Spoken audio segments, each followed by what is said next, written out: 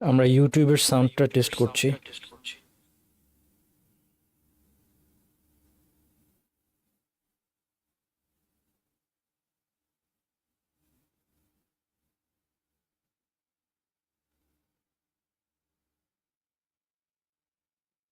আমরা ইউটিউবের সাউন্ডটা টেস্ট করব।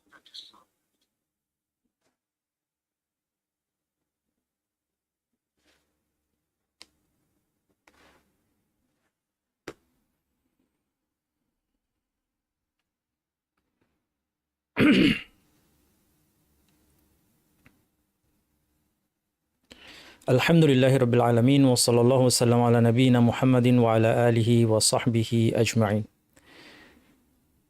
আমাদের আজকের ক্লাসের বিষয়বস্তু হচ্ছে অপবিত্র বস্তু থেকে পবিত্রতা অর্জনের পদ্ধতি এবং মাসাইল। অপবিত্র বস্তু একে শরীয়তের পরিভাষায় অথবা ফিকহের পরিভাষায় বলা হয় নাজাসাত। এর সংজ্ঞা কি? এগুলো এমন বস্তু যা থেকে আমাদের মুক্ত থাকতে হবে সালাতের পরিশুদ্ধির জন্য। আমাদের দেহ, পোশাক অথবা সালাতের স্থানে এই জিনিসগুলো থাকতে পারবে না। এক্ষেত্রে অপবিত্র বস্তু থেকে পবিত্রতা অর্জন বা নাজাসাত থেকে, অথবা আমরা নাপাকি বলতে পারি, এই নাপাকি থেকে পবিত্রতা অর্জনের ক্ষেত্রে মৌলিক আলোচনা দুইটা পয়েন্টকে কেন্দ্র করে আবর্তিত হবে। একটি হচ্ছে যে কোন বস্তুগুলো শরীয়ত নাপাক বস্তু হিসেবে কনসিডার করেছে সেটা আমাদেরকে জানতে হবে। মানুষের কাছে অনেক কিছুই ঘৃণিত হতে পারে, যেটাকে মানুষ নোংরা মনে করে, ময়লা মনে করে, ধুয়ে ফেলে, দেখলে তার কাছে খারাপ লাগে, কিন্তু হয়তো শরীয়ত একে নাজাসাত হিসেবে গণ্য করেনি। সেই ক্ষেত্রে এই বস্তুটা যদি গায়ে বা পোশাকে কোথাও থাকে তাহলেও সালাত বিশুদ্ধ হবে। তাহলে আমাদেরকে শরীয়তের দলিল অনুযায়ী জানতে হবে যে শরীয়ত ঠিক কোন কোন বস্তুকে নাপাক হিসেবে গণ্য করেছে।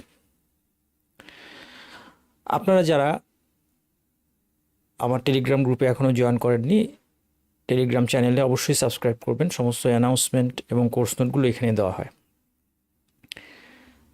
আচ্ছা, যেটা বলছিলাম যে তাহলে নাপাক বস্তু কোনগুলো এটা আমাদের জানতে হবে। এটা হচ্ছে আমাদের আলোচনার একটা দিক। দ্বিতীয় দিক হচ্ছে নাপাক বস্তু থেকে আমরা কিভাবে পবিত্র হব। এর পবিত্রতার জন্য, নাপাক বস্তু থেকে পবিত্রতার জন্য কোনো নির্দিষ্ট পানি অথবা নির্দিষ্ট কোনো পদার্থ কি শর্ত? কোনো নির্দিষ্ট প্রক্রিয়া শর্ত কি? কোনো নির্দিষ্ট সংখ্যা শর্ত কি?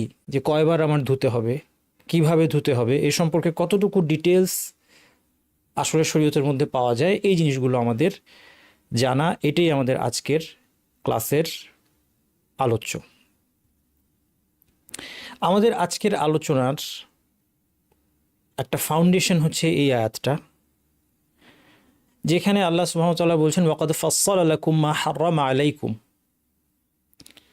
আল্লাহ যা কিছু হারাম করেছেন সেটা তিনি তোমাদের জন্য বিস্তারিত বর্ণনা করেছেন। কাজেই এটা একটা মূলনীতি যে শরীয়তে যেই জিনিসগুলো নিষিদ্ধ অথবা পবিত্রতার ক্ষেত্রে যেই জিনিসগুলো অপবিত্র সেগুলো শরীয়ত সুস্পষ্টভাবে ব্যাখ্যা করেছে। এই হাদিসটায় ইবনু আব্বাস রাদিয়াল্লাহু আনহু তিনিও এই বিষয়টাকে ক্লিয়ার করেছেন। তিনি বলছেন কানা আহলুল জাহিলিয়াতি ইয়াকুলুনা আশিয়া ওয়া ইয়াতরুকুনা আশিয়া তাকাদ্দুরান। জাহিলি যুগে মানুষ কিছু জিনিস খেত, আবার কিছু জিনিস ঘৃণা করার কারণে, অপছন্দ অথবা নোংরা নাপাক মনে করার কারণে তারা সেটা পরিহার করে চলত। فبعث الله تعالى نبيه وأنزل كتابه وأحل حلاله وحرم حرامه। এরপর আল্লাহ সুবহানাহু ওয়া তাআলা তার নবীকে পাঠালেন, কিতাব নাজিল করলেন, হালাল এবং হারাম ঘোষণা দিলেন। ফামা আহাল্লা ফাহুয়া হালাল, কাজেই আল্লাহ যা হালাল ঘোষণা করেছেন সেটা হালাল। ওয়ামা হাররামা ফাহুয়া হারামুন, যেটাকে হারাম ঘোষণা করেছেন সেটা হারাম। ওয়ামা সাকাতা আনহু, বাকি রইল যেই বিষয়গুলোর কথা স্পষ্ট উল্লেখ আসেনি, সাকাতা আনহু, আল্লাহ চুপ থেকেছেন, উল্লেখ করেননি, কোরআন কিংবা হাদিসে হালাল না হারাম উল্লেখ করেননি, অথবা পাক না নাপাক উল্লেখ করেননি, ফাহুয়া আফউন, সেটাকে উপেক্ষা করা হয়েছে। এরপর তিনি একটা আয়াত তেলাওয়াত করলেন। এই আয়াতটা আমাদের খাদ্যদ্রব্যের ক্ষেত্রে কোনটা হালাল হারাম এবং কোনটা নাপাক পাক নাপাক এই এই এই এই ক্ষেত্রে এটা এই আয়াতটা একটা মৌলিক আয়াত।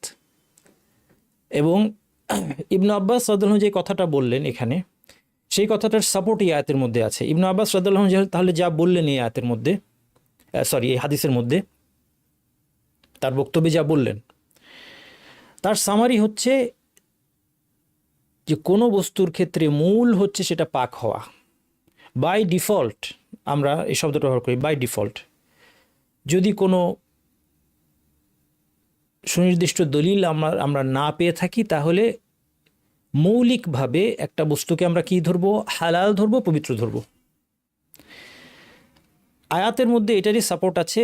এই আয়াতে আল্লাহ সুবহানাহু ওয়া তাআলা বলছেন, কুল লা আজিদু, বলুন হে নবী, লা আজিদু ফিমা উহিয়া ইলাইয়া মুহাররামান আলা তাইম, আমার প্রতি যা ওয়াহি হয়েছে তার মধ্যে আমি কোনো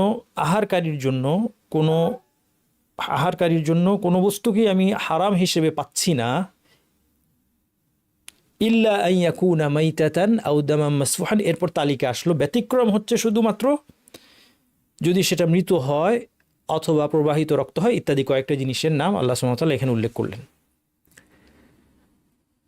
তার মানে বোঝা গেল যে মৌলিক বিধান হচ্ছে কোনো একটা বস্তু হালাল এবং পবিত্র হওয়া, এর অন্যথায় হওয়াটাই ব্যতিক্রম। সেই ব্যতিক্রমটা আমাদেরকে জানিয়ে দেওয়া হবে ওয়াহির মাধ্যমে। ওয়াহির মাধ্যমে যদি আমাদেরকে জানানো না হয়, সেই জানানোটা হতে পারে স্পেসিফিক কোনো বস্তুর নাম উল্লেখের মাধ্যমে, অথবা জানানো হতে পারে কোনো মূলনীতির মাধ্যমে। লা দারারা ওয়ালা দিরার, এটা একটা হাদিসের বাক্য, এটা মূলনীতি, যে কোনো ক্ষতি শরীয়ত অনুমোদন করে না। তাহলে যা কিছু মানুষের জন্য স্পষ্টত ক্ষতিকর, সেটাও শরীয়ত নিষিদ্ধ করবে। সেক্ষেত্রে একটা একটা করে বলা প্রয়োজন নেই। কুল্লু মুস্কিরিন হারাম, যা কিছু মানুষকে নেশাগ্রস্ত করে সেটাই হারাম। এই নেশাদ্রব্যটা যেই যুগেই যে নামেই আসুক সেটা হারাম হবে, কারণ মূলনীতিটা বলে দেওয়া হয়েছে। আচ্ছা, তাহলে আমরা আজকের প্রথম যে স্লাইড দেখব এরপরেই, সেটা হচ্ছে নাপাক বস্তুর তালিকা, এবং আমরা দেখব যে নাপাক বস্তুর তালিকাটা খুবই ছোট। এরপরে আরেকটা তালিকা দেখব, সেটা পাক বস্তুর তালিকা না, কারণ পাক বা পবিত্র বস্তুর তালিকা তো লিখে শেষ করা যাবে না। মহাবিশ্বে যা কিছু আছে সবই পাক। শুধুমাত্র নাপাক বস্তুর তালিকায় আমরা দেখব মাত্র 7টা জিনিস আছে। মাত্র 7টা জিনিস নাপাক বস্তু, যেগুলি নাপাক, এখান থেকে বেঁচে থাকতে হবে, আমাদের ধুয়ে ফেলতে হবে। সেখানে মাত্র 7টা বস্তু আছে।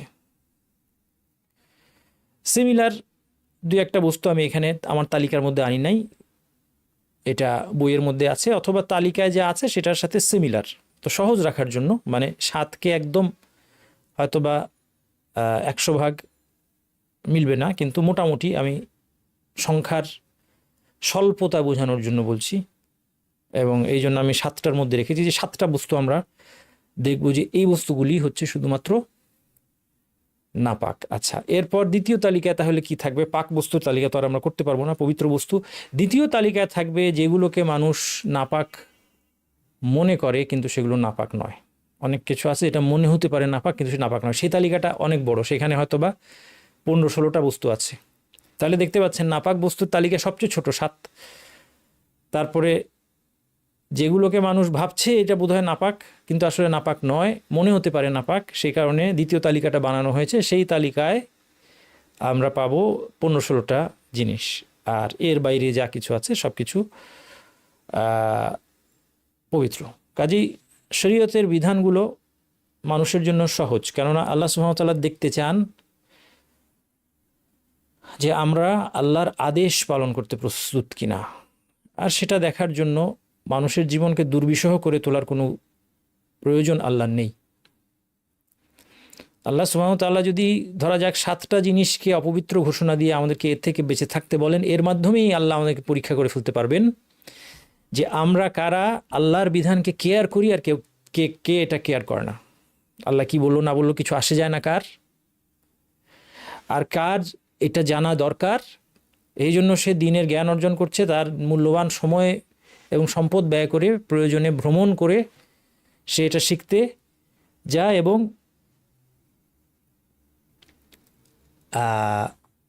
প্রশ্ন করে, কষ্ট করে প্রশ্ন করে, বইপত্র পড়ে। হ্যাঁ, এটা দেখার জন্য এই 7টা বস্তুই যথেষ্ট। আচ্ছা, আমার কথার মধ্যে কি কোনো ডিসকন্টিনিউটি আপনারা পাচ্ছেন? একজন বলছেন যে কথা বেঁধে বেঁধে যাচ্ছে, আরও 2-1জন লিখলে আমরা ওনাকে একটা ফিডব্যাক দিতে পারবো। একটু লেখেন চ্যাট বক্সে। আমার মনে হয় না, আমার এদিক থেকে স্পিড ঠিকই আছে। হ্যাঁ, কথা ঠিক আছে। আরও 5-6জন 7জন অনেকেই লিখেছেন যে কথা ঠিক আছে। তাহলে যিনি বলেছেন কথা বেঁধে যাচ্ছে, আপনার দিকে ইন্টারনেট স্পিডে কোনো একটা সমস্যা আছে। যাই হোক, তাহলে আমরা এখন আমাদের কাজ হচ্ছে নাপাক বস্তুগুলোর তালিকা দেখা। তার আগে আমি একটা জিনিসের প্রতি দৃষ্টি আকর্ষণ করতে চাই যে এই যে 2 আয়াতটা আপনারা দেখলেন, যেটা আমরা মূলনীতি বললাম, ওয়াকাদ ফাসসালা লাকুম মা হাররামা আলাইকুম, আল্লাহ তোমাদের প্রতি যা হারাম করেছেন সেটা বিস্তারিত তিনি বর্ণনা করেছেন। এই আয়াত থেকে একটা প্রশ্ন আসতে পারে যে যা কিছু আল্লাহ হারাম করেছেন, এখানে খাদ্যের কথা বলা হচ্ছে, যা কিছু আল্লাহ হারাম করেছেন সেই সবগুলোই কি নাপাক কিনা? আপনারা কি বলেন? যা কিছু আল্লাহ হারাম করেছেন তার সবই কি নাপাকির কারণে হারাম করেছেন? উত্তর হচ্ছে না। আল্লাহ সুবহানাহু ওয়া তাআলা কখনো কোনো একটা বস্তু হারাম করতে পারেন নাপাকির কারণে, যে বস্তুটা নাপাক, অপবিত্র, বস্তুটা খাবিস, অথবা এই বস্তুটার মধ্যে কোনো ক্ষতি নিহিত আছে, এই কারণেও সেটা নিষিদ্ধ হতে পারে। খাওয়া নিষিদ্ধ কিন্তু নাপাক নয়। যেমন বিষ পান নিষিদ্ধ, বিষ পান করলে একজন মৃত্যুবরণ করবে অথবা ক্ষতিগ্রস্ত হবে, সেই জন্য বিষ পান নিষিদ্ধ। এর মানে কিন্তু এই নয় যে বিষ নাপাক। মাদক দ্রব্য, নেশাদ্রব্য, এই দ্রব্যগুলো নিষিদ্ধ করা হয়েছে কেননা সেটা মানুষের বুদ্ধি বিবেককে এফেক্ট করে, মানুষের আকলকে নষ্ট করে দেয়, সেই কারণে এগুলো নাপাক, এই জন্য নয়। এই আলোচনাটা আমাদের আসবে যে অ্যালকোহল এবং অ্যালকোহলিক পারফিউম এবং জীবাণুনাশক যে সমস্ত অ্যালকোহলিক দ্রব্য আছে এগুলো নাপাক কিরপাক, সে কথাটা আমাদের সামনে আসবে। যাই হোক, আর কিছু বস্তু আছে যেটা নাপাকির কারণে আল্লাহ সুবহানাহু ওয়া তাআলা হারাম করেছেন। তাহলে আল্লাহ তাআলা যা কিছু হারাম করেছেন সেটা বিস্তারিত বিবরণ করেছেন, বিস্তারিত বর্ণনা করেছেন। এর মধ্যে আমরা এই সবগুলোই পেয়ে যাব। এর মধ্যে আমরা নাপাক বস্তুগুলো পাবো, কিন্তু হারাম মানেই বস্তুটা নাপাক এমন নয়, এটা মনে রাখবেন।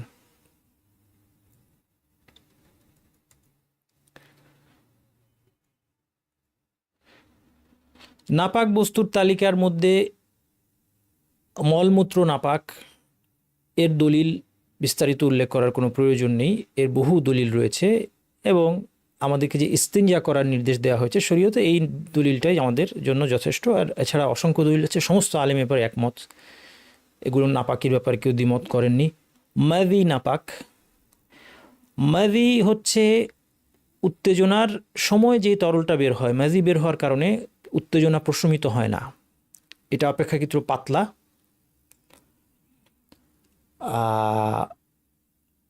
ধরা যাক দাম্পত্য সম্পর্কের ক্ষেত্রে স্বামী স্ত্রীর মধ্যে কথাবার্তা বা স্পর্শ ইত্যাদি কারণে যখন একটা শাহাওয়াত তাদের মধ্যে জাগে, তখন যে তরল বের হয় সেটার নাম হচ্ছে মাদি। আরেকটা তরল আছে যেটাকে বীর্য বলা হয়, আরবিতে বলা হয় মানি। আলাম ইয়াকুন নুতফাতাম মিন মানিয়্যিন ইউমনা, যেটা মানুষের সোর্স। আল্লাহ সুবহানাহু ওয়া তাআলা কোরআনে এই বস্তুর দিকে দৃষ্টি আকর্ষণ করেছেন যে কোন বস্তু থেকে তোমাকে সৃষ্টি করা হয়েছে, মিন মানিয়্যিন ইউমনা, যেই মানিটা নিক্ষিপ্ত হয় সেখান থেকে তোমাকে তৈরি করা হয়েছে। মানি বের হওয়ার লক্ষণ হচ্ছে, মানি বের হয়ে গেলে একজন মানুষের উত্তেজনা প্রশমিত হয়ে যায়।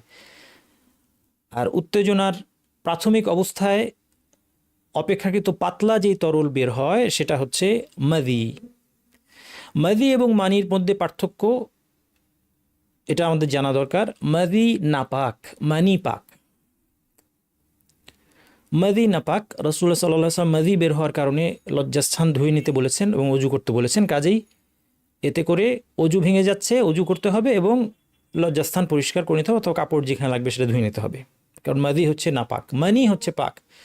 কারণ আয়েশা রাদিয়াল্লাহু আনহা বলছেন রাসূলুল্লাহ সাল্লাল্লাহু আলাইহি ওয়াসাল্লামের পোশাকে মানি লেগে থাকলে সেটা শুকিয়ে গেলে তিনি নখ দিয়ে খুঁটে তুলে ফেলতেন। যদি একটা বস্তু আমরা জানি যে কাপড়ে লেগে শুকিয়ে যায় এবং শুকানোর পরে যে শক্ত পদার্থটা আছে সেটাকে তুলে নেওয়া হয়, তাহলেও ওই বাকি পদার্থটুকু কিন্তু ওই কাপড়ের মধ্যে থেকে যাবে। তার মানে বোঝা যাচ্ছে যে মানি সম্পূর্ণ ধুয়ে ফেলার দরকার নেই, এটা পাক। আবার কখনো ধুয়ে ফেলতেন, এই বর্ণনাও আছে, যা থেকে এটা পরিচ্ছন্নতার কারণে সাধারণত মানুষ এই বস্তুটাকে ঘৃণা করে, এই জন্য ধুয়ে ফেলে সেটা ভালো। কিন্তু পাক না নাপাকের প্রশ্ন যখন আসবে তখন আয়েশা রাদিয়াল্লাহু আনহার প্রথম যে হাদিসটা আমরা বললাম যে তিনি আঙ্গুল দিয়ে খুঁটে তুলে ফেলতেন কাপড়ে, তার মানে কিছুটা লেগে থাকতো, অবশিষ্ট অংশ থাকতো। এ থেকে বোঝা যায় যে মানি পাক। এবং আরও দলিল দেওয়া যায়, যে যা মৌলিক দলিল আমরা শুরুতে বলেছিলাম যে মানি নাপাক হওয়ার পক্ষে কোনো সুস্পষ্ট দলিল নেই। রাসূলুল্লাহ সাল্লাল্লাহু আলাইহি ওয়াসাল্লাম এটা কোথাও বলেননি যে তোমরা মানি ধুয়ে ফেলো, কারণ এটা তো মানুষের জীবনে অহরহ ঘটছে। যদি এটা ধুয়ে ফেলা জরুরি হতো তাহলে অবশ্যই রাসূলুল্লাহ সাল্লাল্লাহু আলাইহি ওয়াসাল্লাম এটা বেশ ব্যাখ্যা করে দিতেন। এই বিষয়ে একটা মজার গল্প আছে। দুইজন আলেম, আগের দিনে আমাদের আলেমরা তারা একটা জিনিস করতেন, এর নাম হচ্ছে মুনাযারা। মুনাযারা জিনিসটাকে আমরা মনে করি যে ঝগড়া, কিন্তু আসলে আলেমদের এই আলোচনাগুলো ঝগড়া ছিল না। এটা অত্যন্ত ফ্রুটফুল একটা একাডেমিক ডিসকাশন চলতো তাদের মধ্যে, যেটাকে মুনাযারা বললে বিতর্ক মনে হতে পারে, বা ঝগড়া করতেন, বিতর্ক করতেন, এরকম মনে হতে পারে, কিন্তু আসলে তা না। বড় বড় আলেমরা মুনাযারা করতেন কি জন্য? যে যখন তিনি তার সমকক্ষ একজন পণ্ডিতের সাথে, যার সাথে তার মতভেদ আছে, তার সাথে ডায়ালগে যাচ্ছেন, তখন যেই দলিলটা হয়তো তার কাছে স্পষ্ট হয় নাই সেটা স্পষ্ট হবে, এবং ফলে তিনি সত্যটা গ্রহণ করতে পারবেন। এই জন্য ইমাম শাফিঈ রহমতুল্লাহ আলাইহি তার বক্তব্য হিসেবে বর্ণিত আছে, তিনি আল্লাহর কাছে দোয়া করতেন, তিনি বলতেন যে আমি চাই যে বিতর্কে যেন আমার প্রতিপক্ষের মুখ দিয়ে সত্যটা বের হয় এবং আমি যেন সেটা গ্রহণ করতে পারি। এটা শুধু ইমাম শাফিঈ না, আগেকার দিনের আলেমদের মুনাযারার লক্ষ্য এটাই থাকতো। এরপরে আপনার ইমাম আবু হানিফার মতো বড় বড় পণ্ডিতরা তাদের ছাত্রদের মধ্যে তিনি মুনাযারা একটা পরিবেশ, ডায়ালগের একটা পরিবেশ তারা গড়ে তুলতেন। এতে করে সুবিধা কি? এটার উদ্দেশ্য কখনোই এটা ছিল না যে ছাত্ররা বসে তাদের উস্তাদ ইমাম আবু হানিফার মতটাকে সঠিক প্রমাণিত করবেন, এটা সেই মুনাযারার উদ্দেশ্য ছিল না। এর উদ্দেশ্য ছিল যে সবাই নিজের দৃষ্টিভঙ্গিটা উপস্থাপন করবে এবং সেটা ক্রিটিসিজমের সামনে আসার সুযোগ পাবে। এটা অত্যন্ত জরুরি একটা ব্যাপার, যেটা এখনকার সময় আলেমরা এরকমই উন্মুক্ত। কিন্তু এখনকার সময় অনেক দায়ীরা, যারা অনেকেই এখন ইলম অনেক হ্রাস পেয়েছে, অনেকেই ইসলামের কথা বলে, আমরাও বলি ইসলামের কথা, আমরা অনেকে বলি, কিন্তু আমাদের জ্ঞান খুবই কম। এই জন্য আমরা অনেক সময় আমাদের বক্তব্য চ্যালেঞ্জড হলেই, আমাদের বক্তব্য কেউ চ্যালেঞ্জ করলেই সেখানে আমরা রেগে যাই, অথবা আমরা ব্যাকফুটে চলে যাই, কারণ আমরা মনে করি যে আমাদের কথাটা কোনোভাবেই ক্রিটিসিজমের জন্য, গঠনমূলক সমালোচনায় উন্মুক্ত হওয়া উচিত না। এটা কিন্তু ইসলামের স্পিরিট ছিল না। ফিকহের বিষয়ে এটা কখনো ইসলাম স্পিরিট ছিল না। ফিকহের বিষয় বলছি, আকীদার বিষয়টা অন্য। বিশ্বাস, যেগুলি মৌলিক বিশ্বাসের বিষয়, যা বিশ্বাস করতে হবে, সেখানে গিয়ে মাযহাব নাই, সেখানে গিয়ে মতভেদের সুযোগ নাই। সেখানে যদি মাযহাব থাকে, সেই মাযহাবটা এগুলো এই চার মাযহাব না, কিন্তু সেখানেও মাযহাব আছে, কিন্তু এটা অন্য মাযহাব, এবং সেই মাযহাবের ক্ষেত্রে একটাকে সঠিক, একটাকে পথভ্রষ্ট বলতে হবে। যাই হোক, তো আলেমরা মুনাযারা করতেন। মুনাযারার এই জিনিসটা, এটা আমি মনে করি আমাদের সবার মধ্যে এটার প্রস্তুতি আসা উচিত। এটা আমাদের মধ্যে কিন্তু অনেক সময় থাকে না, এবং এর জন্য আমরা অনেকভাবে ক্ষতিগ্রস্ত হই। শুধু দ্বীনি ফিকহের বিষয় না, দুনিয়াবি বিষয়তেও আপনার যদি কোনো একটা কিছুকে সঠিক মনে হয়, একদম দুনিয়াবি বিষয়ে চলেন, আপনি কোনো একটা চিকিৎসা, আপনার কোনো একটা রোগ হয়েছে, আপনি কার কাছে কি চিকিৎসা করাবেন, আপনি একটা সিদ্ধান্ত নিয়েছেন, আপনার উচিত হবে আপনার ফ্যামিলির যারা ডাক্তার আছেন অথবা ডাক্তারি বুঝেন বা ডাক্তারি ছাত্রও যদি হয়, সেও তো তার কিছু হয়তো আইডিয়া আছে, আপনি যেটা ভাবছেন সেটাকে তাদের সামনে, অথবা এখন আসলে মানুষ ইউটিউব ইত্যাদির মাধ্যমে, ইন্টারনেটের মাধ্যমে অনেক ডাক্তারি ভিউ তারা জানতে পারে, ওইগুলোকেও সামনে নিয়ে এসে আপনার অপিনিয়নটাকে চ্যালেঞ্জ করতে হবে। আপনার নিজের অপিনিয়নটাকে নিজে চ্যালেঞ্জ করতে হবে। আর যখন এই কাজটা আপনি করবেন, আপনি সঠিক পথটা সহজে পাবেন। আপনি দেখবেন যে অনেক কিছু আমি তো জানতামই না, আমি তো এটা ভাবি নাই। কেন? কারণ মানুষের চিন্তাভাবনার দিকটা সীমাবদ্ধ। মানুষ যা জানে তার বাইরে তো কিছু দেখতে পায় না। মানুষের চিন্তাভাবনাটা একটা টর্চ লাইটের মতো। আপনি একটা অনেক বড় ঘরে ঢুকে সবগুলো লাইট বন্ধ করে আপনি টর্চ লাইট দিয়ে দেখার চেষ্টা করছেন ঘরের কোথায় কি আছে। বুদ্ধিমানের কাজ হবে আপনার আগে সুইচ টিপে দেখা যে অন্য লাইটগুলো জ্বলে কি না। অন্য লাইটগুলো যদি জ্বলে, আপনাকে কষ্ট করে টর্চ লাইট দিয়ে দেখতে হবে না। আপনি অনেক কিছু এখন দেখতে পাবেন যেটা আপনি টর্চ লাইট দিয়ে হয়তো দেখতে পেতেন না বা কমপ্লিটলি দেখতে পেতেন না। এই কাজটা আমাদের করতে হবে। যাই হোক, তাহলে দুইজন আলেম মোনাজারা করছেন। একজন বলতে চাচ্ছেন যে মানি হচ্ছে পাক, আরেকজন বলতে চাচ্ছে মানি হচ্ছে নাপাক। তৃতীয় আরেকজন এসে জিজ্ঞেস করলেন যে আপনাদের মধ্যে কি নিয়ে এই বিতর্ক। তখন যিনি বলতে চাচ্ছিলেন যে আলেম যে মানি হচ্ছে পাক, তিনি তাকে বললেন, দেখেন আমি ওনাকে বোঝানোর চেষ্টা করছি যে আপনার সৃষ্টি হয়েছে একটা পবিত্র বস্তু থেকে, কিন্তু তিনি এটা মানতে অস্বীকার করছেন। তিনি এটা প্রমাণ না করে ছাড়বেন না যে তার মূল হচ্ছে অপবিত্র, তার মূল হচ্ছে নাপাক। যাই হোক, কাজেই মানি পাক না নাপাক এটা নিয়ে আলেমদের মধ্যে মতভেদ আছে। কাজেই কোনোটা শুনে আপনার আটকে ওঠার কোনো কারণ নাই। যদি আপনি কখনো শুনেন কোনো আলেমের কাছে যে মানি নাপাক, তাহলে আটকে উঠবেন না। এই মতটাও আলেমদের মধ্যে আছে, তাদেরও দলিল আছে। আর আমরা যে মতটা বলছি মানি পাক, এটার পক্ষেও দলিল আছে, এটার পক্ষেও বড় বড় আলেমরা আছে। আটকে ওঠার কিছু নেই। আপনি আপনার নির্ভরযোগ্য আলেমের ফতোয়ার ভিত্তিতে অথবা আপনার গবেষণা পড়াশোনার ভিত্তিতে যেটাকে বেশি শক্তিশালী মনে হয়েছে সেই অনুযায়ী আপনি আমল করতে পারেন। কিন্তু মাদি নাপাক, এটাই হচ্ছে মূল কথা। মানির ব্যাপারটা বলে দিলাম। রক্ত নাপাক, আলেমদের সর্বসম্মতিক্রমে এটা নাপাক। এবং আল কোরআনে এর কথা বলা হয়েছে দামুন মাসফুহ বলা হয়েছে, প্রবাহিত রক্ত, যেটাকে আলেমরা ইন্টারপ্রিট করেছেন যে রক্ত যখন বেশি পরিমাণে থাকবে তখন সেটা নাপাক হবে। অল্প পরিমাণে রক্ত অথবা অল্প পরিমাণে যে কোনো নাপাকির ক্ষেত্রে ছাড় আছে, এর দলিলগুলো আমরা একটু পরে দেখব ইনশাল্লাহ। তাহলে রক্ত নাপাক, মানুষ এবং অন্য প্রাণীর রক্ত যেটাই বেশি পরিমাণে, যেটা প্রবাহিত হয়, কেটে গিয়ে বের হচ্ছে অথবা কোনো প্রাণী জবাই করার পর তার থেকে যে রক্তটা বের হচ্ছে, বেশি পরিমাণে রক্ত হলেই সেটা নাপাক হবে। এবং একটা জিনিস এই প্রসঙ্গে মনে রাখবেন আপনারা, যে নাপাক হওয়া আর অজু ভাঙা কিন্তু এক কথা নয়। কোনো একটা বস্তু নাপাক হলেও সেটা বের হলেই অজু ভাঙবে এমন কোনো কথা নাই। তাহলে রক্ত যখন বের হবে, কারো হাত কেটে রক্ত বের হলো, এই রক্তটা নাপাক, এটা না ধুয়ে নামাজ হবে না, কিন্তু অজু ভাঙবে না। অজু ভাঙবে না, সে রক্ত পড়া বন্ধ করবে, রক্ত গায়ের মধ্যে লেগে থাকলে ধুয়ে ফেলবে, তারপর সে নামাজ পড়বে। নিষিদ্ধ প্রাণীর গোবর এবং মূত্র। নিষিদ্ধ প্রাণী বলতে আমরা বোঝাচ্ছি যে এই সমস্ত প্রাণী খাওয়া হারাম। তাহলে প্রাণী দুই প্রকার, পশু পাখি দুই প্রকার, খাওয়া হারাম আর একটা হচ্ছে খাওয়া হালাল।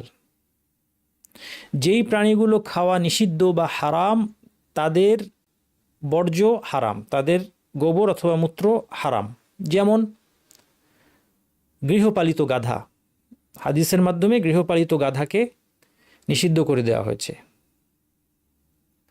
তারপর আপনার কাক যদি টয়লেট করে আপনার গায়ের উপর, সেটা নাপাক।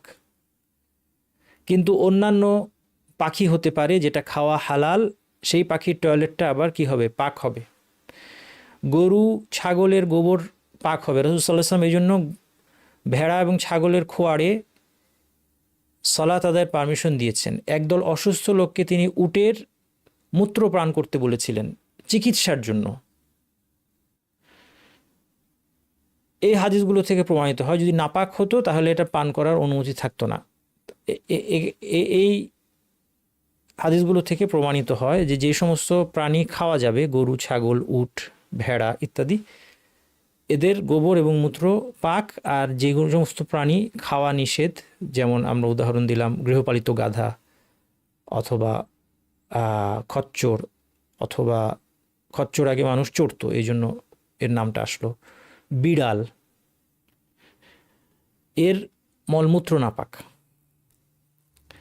তাহলে এর পাশাপাশি বুঝলাম যে প্রাণীগুলো খাওয়া হালাল সেগুলোর মলমূত্র পাক, নাপাক নয়। তাহলে কোনো রাখাল, সে সারাদিন হয়তো গরু ছাগলের সাথে থাকে, তার সালাত আদায় করতে কোনো বাধা নেই। মাঠে অথবা গরু ছাগলের পরিচর্যা করতে গিয়ে তার শরীরে নাপাক কোনো কিছু লাগার সম্ভাবনা নেই, কারণ এর যাবতীয় গোবর টোবর যা আছে সবই পাক। আচ্ছা, মৃত স্থলজ প্রাণীর গোশত, মৃত স্থলজ প্রাণীর গোশত,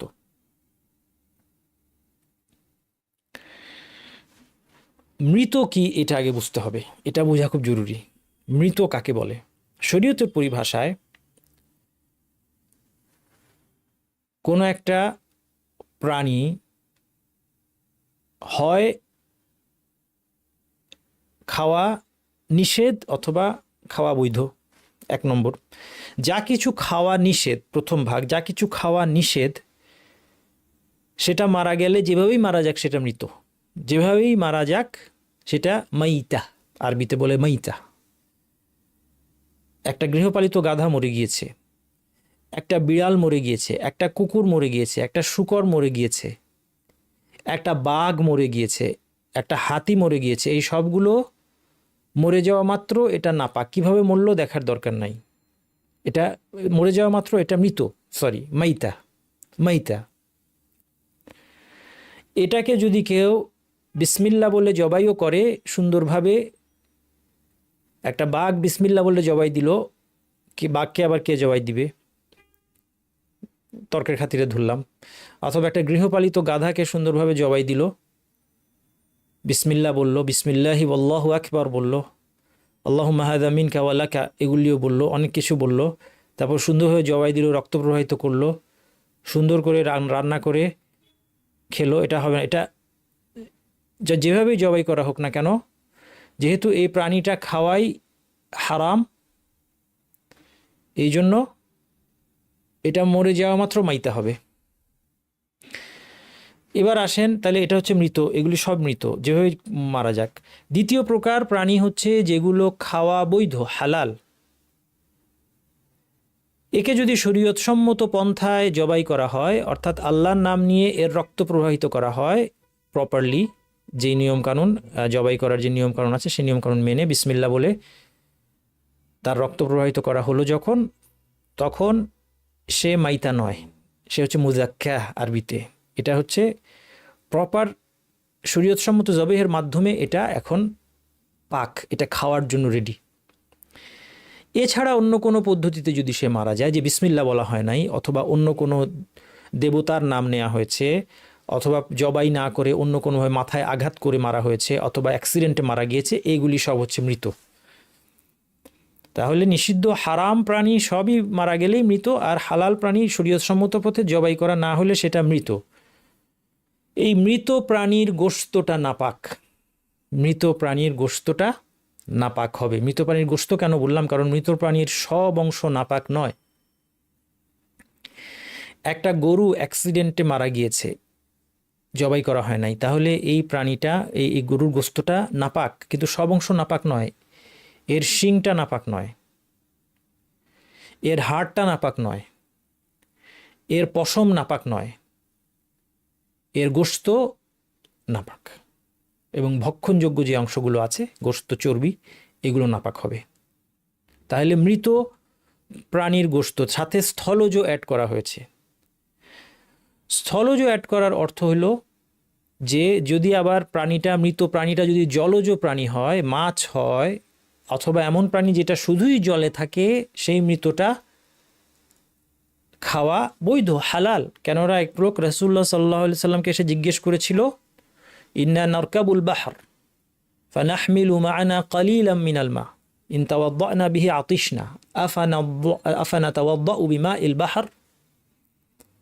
আমাদের সাথে অল্প পানি থাকে, এটা দিয়ে অজু করলে পানি শেষ হয়ে যাবে, আমরা কি সমুদ্রের পানি দিয়ে অজু করতে পারি? রাসূলুল্লাহ সাল্লাল্লাহু আলাইহি ওয়াসাল্লাম বললেন, হুয়া তাহুরু মাউহু আল হিল্লু মাইতাতুহু, সাগরের পানিটা পবিত্রকারী এবং এর মৃত হালাল। আচ্ছা, তাহলে এবং আল কোরআনেও আছে, উহিল্লা লাকুম সাইদুল বাহরি ওয়া তাআমুহু মাতাআন লাকুম ওয়া লিস-সাইয়ারা। এখানে মুফাসসিররা বলেছেন সাইদুল বাহর হচ্ছে সমুদ্র থেকে যেটা জীবিত ধরা হয়েছে, তাআমুহু মানে যেটা সমুদ্র থেকে মৃত উঠে এসেছে সেটা। তাহলে জলজ প্রাণী মৃত হলেও অবশ্যই পাক, নয়তো হালাল হতো না। মৃত স্থলজ প্রাণীর গোশত নাপাক। এবং 7 নম্বর হচ্ছে কুকুরের লালা নাপাক। কুকুরের লালা সম্পর্কে বিশেষ শুধু নাপাকই নয়, এটা হচ্ছে একমাত্র নাপাক বস্তু যাকে পবিত্র করার জন্য সংখ্যা শর্ত। ইযা ওয়ালাগাল কালবু ফি ইনাই আহাদিকুম ফালিয়াগসিলহু সাবআন উলাহুন্না বিত্তুরাব। কুকুর যদি কারো পাত্রে চেটে দেয়, তার লালা লেগে যায়, তাহলে তাকে সে যেন 7 বার ধুয়ে নেয়, প্রথমবার মাটি সহ। প্রথমে এটার মধ্যে মাটি ছিটাইতে হবে, তারপর পানি দিয়ে একবার ধুয়ে ফেলতে হবে, এটা গেল একবার, এরপর আবার 6 বার পানি দিয়ে ধুতে হবে।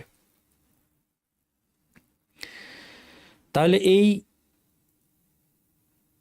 7টা হচ্ছে আমাদের নাপাক বস্তু। তাহলে আরও পৃথিবীতে যে অসংখ্য জিনিস আল্লাহ সৃষ্টি করেছেন সেগুলো নিয়ে আমার দুশ্চিন্তার দরকার নেই, যা নাপাক নয়। জীবিত এবং মৃত অবস্থায় মুসলিমের দেহ কখনো নাপাক হয় না। দেহে নাপাকই লাগতে পারে, কিন্তু দেহটাই নাপাক এটা কখনো হয় না, জীবিত অবস্থায় না, মৃত অবস্থায় না। কারণ রাসূল সাল্লাল্লাহু আলাইহি ওয়াসাল্লাম বলেছেন, ইন্নাল মুমিন লা ইয়ানজুস, মুমিন কখনো নাপাক হয় না, রাসূল সাল্লাল্লাহু আলাইহি ওয়াসাল্লাম বলে দিয়েছেন।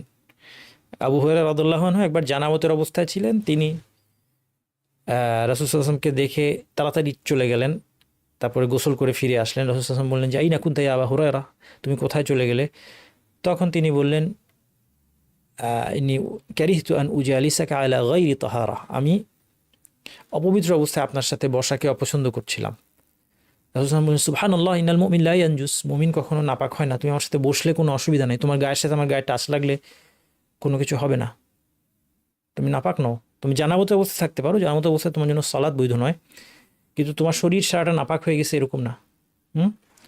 মৃত অবস্থাতেও নাপাক নয়, এমনকি অবিশ্বাসীর দেহও নাপাক নয়। অবিশ্বাসী, তার নাপাকি হচ্ছে আকীদার নাপাকি, বিশ্বাসের নাপাকি। শিরক হচ্ছে বিশ্বাসের নাপাকি।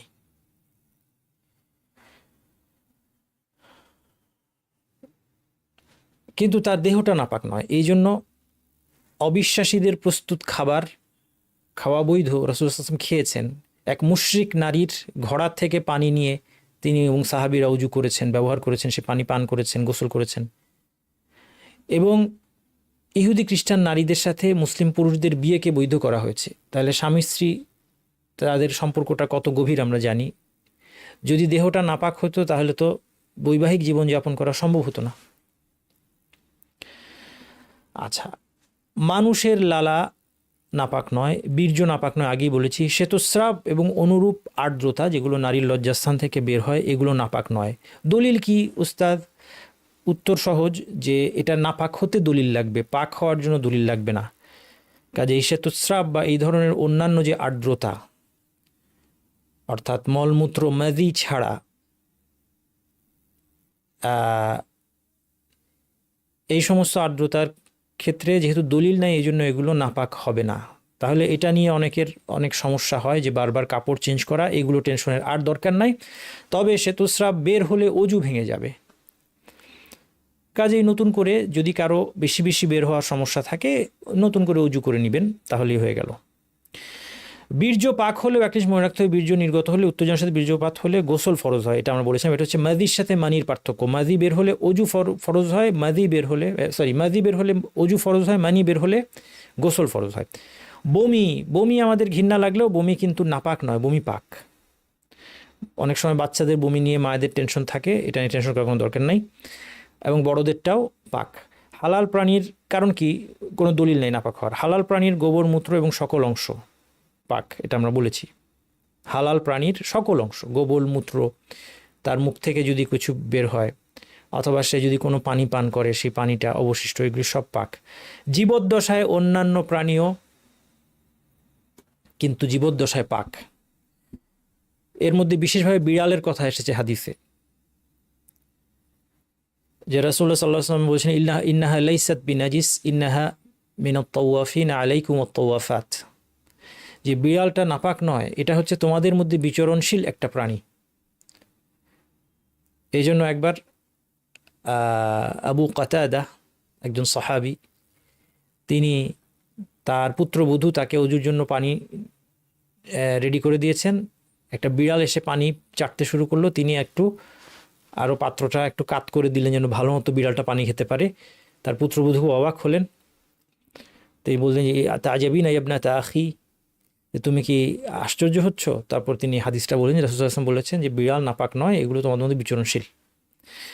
তেমনি গাধা জাতীয় প্রাণী, যেগুলোতে গৃহপালিত গাধা আমরা বলেছি এটা নাপাক, প্রাণীটা সরি এটা হারাম, খাওয়া হারাম, কিন্তু প্রাণীটাই তার শরীরটা পুরাটাই নাপাক এরকম না। কারণ রাসূলুল্লাহ সাল্লাল্লাহু আলাইহি ওয়াসাল্লাম গাধায় চড়তেন, সাহাবীরা গাধায় চড়তেন। গাধায় চড়লে গাধার সাথে গাধার ঘাম গায়ে লাগা স্বাভাবিক। এরপরে গাধার উপর অনেক সময় পানির পাত্র বহন করা হতে পারে, সে পানিটা তার গায়ে পড়বে, সেটা আবার ভেজা, সেটা শরীরে লাগবে। এই কোনো কিছু থেকে সাহাবীরা বেঁচে থাকার চেষ্টা করেছেন, অথবা রাসূলুল্লাহ সাল্লাল্লাহু আলাইহি ওয়াসাল্লাম বেঁচে থাকার চেষ্টা করেছেন, অথবা বেঁচে থাকতে বলেছেন, এর কোনো প্রমাণ নাই। এখান থেকে যেটা বোঝা যাচ্ছে যে যেই প্রাণীগুলো খাওয়া হারাম এদের শরীরটাই নাপাক এরকম না, জীবদ্দশায় এদের শরীর নাপাক নয়। যেমন বিড়াল, যেমন গাধার উদাহরণ দিলাম, আরও যে কোনো হিংস্র প্রাণী অথবা কুকুর, এই কোনোটাই। কুকুর, অনেক সময় আপনারা প্রশ্ন করেন যে কুকুরের সাথে গায়ের টাচ লাগলে কি হবে? গায়ের টাচ লাগলে কিছু হবে না।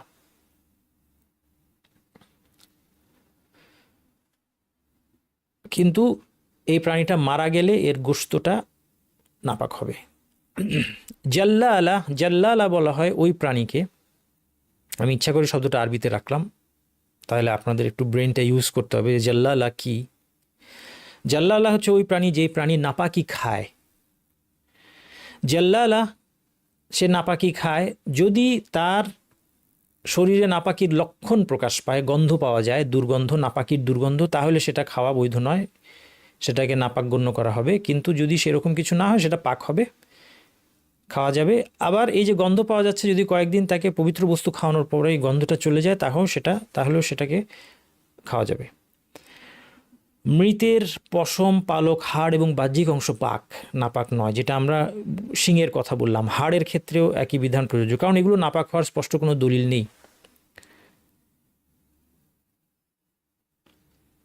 পশম, পালক, তার কারণ হচ্ছে আলেমরা বলছেন যে একটা প্রাণী গোশতটা নাপাক হয়ে যাওয়ার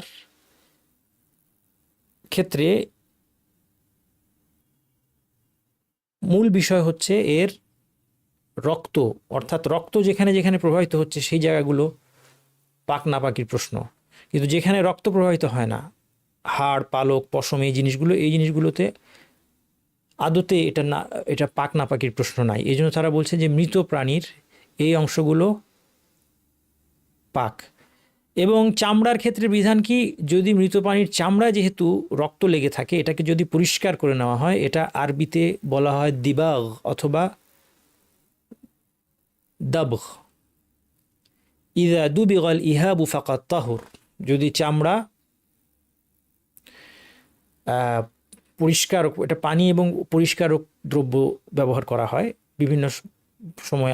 সে সময় একটা বিশেষ গাছের পাতা ব্যবহার হতো রাসূল সাল্লাল্লাহু আলাইহি ওয়াসাল্লামের সময়, কারাদ সম্ভবত এটার নাম,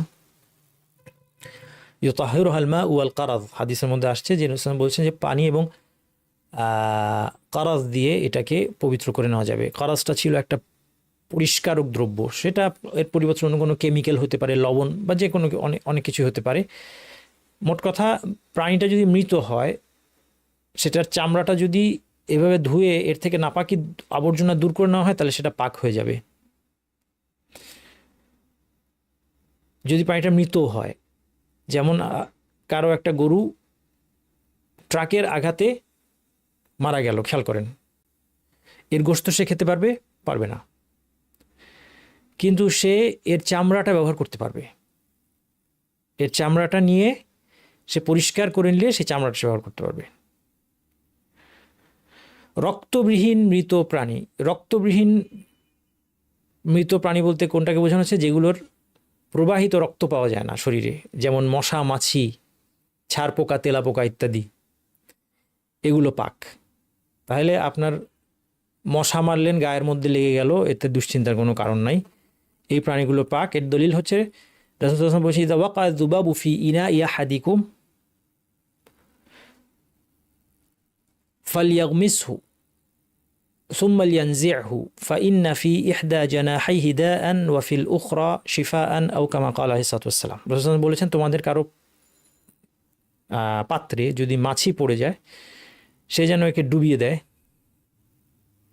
কেননা এর এক ডানায়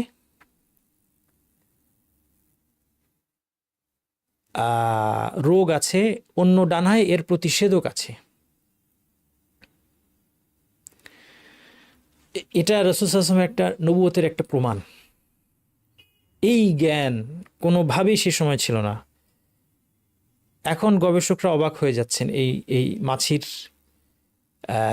এই জিনিস। আমি একটা খুব সুন্দর ডকুমেন্টারি দেখেছিলাম, এটার কথা আরেকদিন হয়তো ইনশাল্লাহ আপনাদেরকে বিস্তারিত বলবো। একজন মুসলিম একজন ডক্টর, উনি এটাকে বিস্তারিত বিশ্লেষণ করেছেন। অসাধারণ তথ্য যে কীভাবে মাছি বিভিন্ন নোংরা জিনিসের উপর বসে এবং এর ফলে যাবতীয় জীবাণুর একটা, এটাকে কি বলে, আমি এটা ভুলে গেছি, এটার একটা ডাক্তারি টার্ম আছে, মানে ওটার যেটা আপনার কেউ যদি একটু শেয়ার করতে পারতেন আমার সাথে, ডাক্তারদেরকেও, যেই জিনিসটাকে আপনার কি বলা হয়, এটাকে কোনো একটা জীবাণু জাতীয় পদার্থের যেই প্রতিষেধক, মানে এটার একটা নাম আছে। যাই হোক, আমার ক্লাসে মনে হয় কোনো ডাক্তার নাই। আচ্ছা, অ্যান্টিবডি, হ্যাঁ অ্যান্টিবডি মেবি, কিন্তু আমার মনে হচ্ছে আর হ্যাঁ অ্যান্টিবডি এই ধরনের কিছু একটা হবে। জাযাকুমুল্লাহু খায়রান।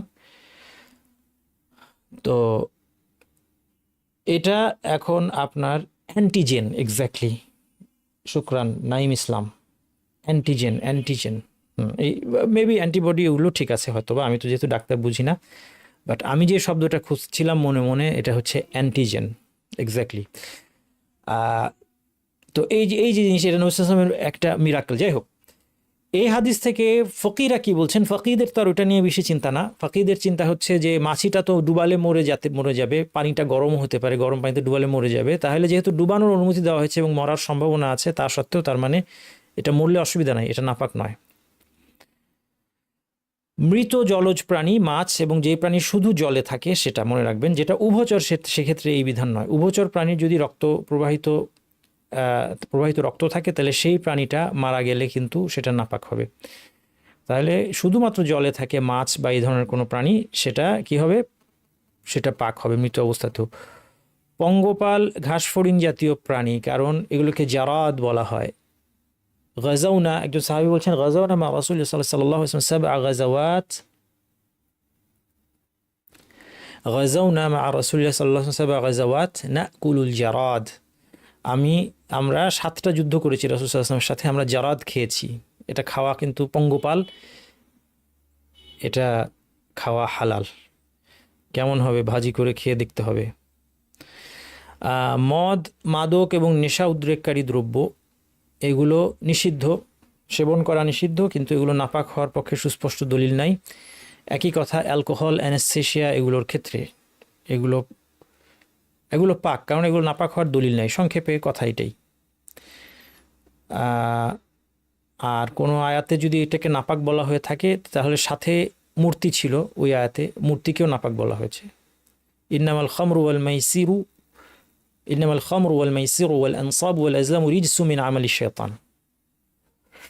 নাপাক হওয়ার দলিল হিসেবে যে আয়াতটা বলা হয়, সেটা হচ্ছে খামর অর্থাৎ মদ, মাইসির জুয়া, ওয়াল আনসাব ওয়াল আজলাম, আনসাব হচ্ছে মূর্তি, আজলাম হচ্ছে জুয়ার তীর, এগুলোকে আল্লাহ বলছেন রিজসুন, নাপাক, মিন আমালি শয়তান, শয়তানি কর্মকাণ্ডের নোংরামি।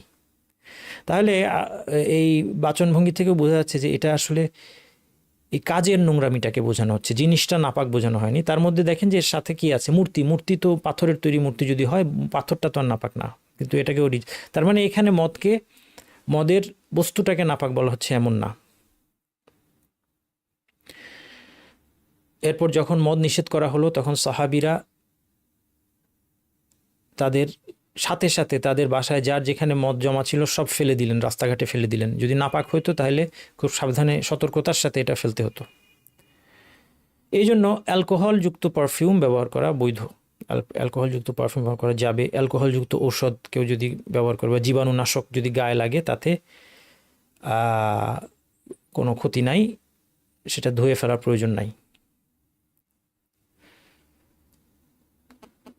নাপাকি দূর করা সংক্রান্ত কতিপয় মাসাইল। নাপাকি দূর করার জন্য নিয়ত শর্ত নয়, যে কোনোভাবে নাপাকি দূর হলেই নাপাকি হয়। কারণ পোশাক একটা নাপাকি লেগেছিল, সে বাইরে মেলে দিয়েছে কোনো কারণে, বৃষ্টি আসলো, বৃষ্টিতে ধুয়ে গিয়েছে, তাহলে হবে।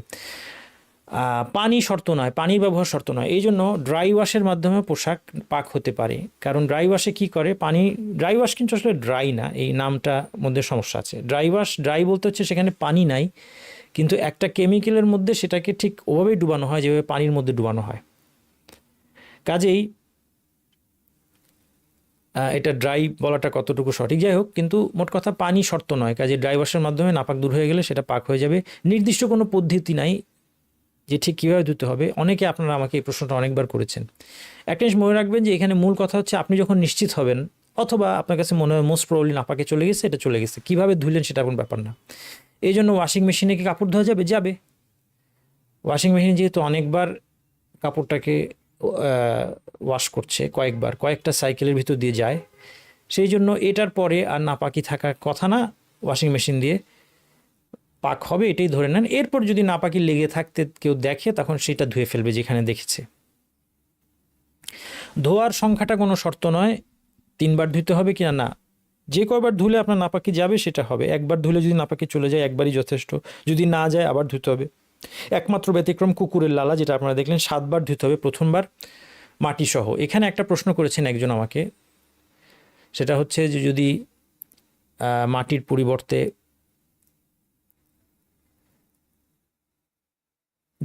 পরিবর্তে তার আগে আরেকটা প্রশ্ন উত্তর দিই। এটা আরও বিপজ্জনক প্রশ্ন, এই জন্য এটা আগে উত্তর দিই। একজন বলছেন মদ কি হালাল, বুঝতে পারি না। মদ হালাল না, কখনোই হালাল না। মদ কবিরা গুনাহ, মদ পান করা কবিরা গুনাহ, মদ কখনোই হালাল না, কিন্তু নাপাক নয়। আর বিশেষভাবে আমরা আসলে মদের কথা বলছি না, আমরা অ্যালকোহলের কথা বলছি। অ্যালকোহল একটা কেমিক্যাল হিসেবে এটা ইউজ করা হয়, এবং অনেক সময় পারফিউমে যে অ্যালকোহলটা থাকে সেই অ্যালকোহলটা কিন্তু ডিন্যাচারালাইজড অ্যালকোহল, যেটাতে আপনার অন্য মেথিলেটেড স্পিরিট বা অন্য জিনিস মেশানো হয়েছে, ফলে সেটা পান করলে কেউ মারা যাবে। ওটা বিষ এক ধরনের। তো এই জন্য ওটা গায়ে লাগলে অসুবিধা নেই সেটা বলছি, কিন্তু মদ হালাল এটা তো কখনোই হতে পারে না। আচ্ছা, যে কথা বলছিলাম যে কুকুরের লালার ক্ষেত্রে মাটির পরিবর্তে অন্য দ্রব্য ব্যবহার করা যাবে কিনা, এটা ইখতিলাফি মাসালা, আলিমদের মধ্যে মতভেদ হয়েছে। আমি বলবো না ব্যবহার করাই ভালো। যদি পাওয়াই না যায়, একান্ত মাটি কোনো কারণে আপনার অ্যাভেলেবল না কোনো বিশেষ পরিস্থিতিতে, সেই ক্ষেত্রে সাবান দিয়ে করতে পারেন। কিন্তু কোনো গবেষক বলছেন যে কুকুরের লালায় এক ধরনের ওয়ার্ম থাকে, এই ওয়ার্মটা আপনার শুধুমাত্র মাটি দিয়েই সেটাকে দূর করা সম্ভব হয়, নর্মাল সাবান দিলে সেটা যাবে না।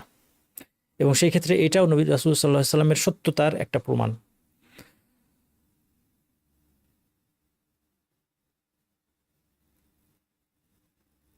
দুধের উপর নির্ভরশীল বাচ্চা ছেলের প্রস্রাব, এটা হচ্ছে প্রস্রাবের ক্ষেত্রে একটা ব্যতিক্রম। যদি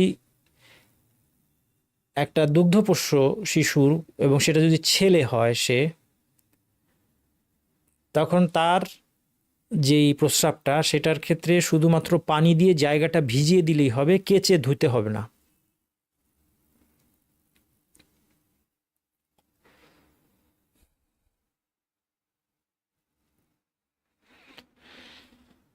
একজন সাহাবিয়া মহিলা সাহাবী উম্মু কাইস বিনত মিহসান, তিনি তার ছোট শিশুকে রাসূল সাল্লাল্লাহু আলাইহি ওয়াসাল্লামের কাছে নিয়ে আসলেন।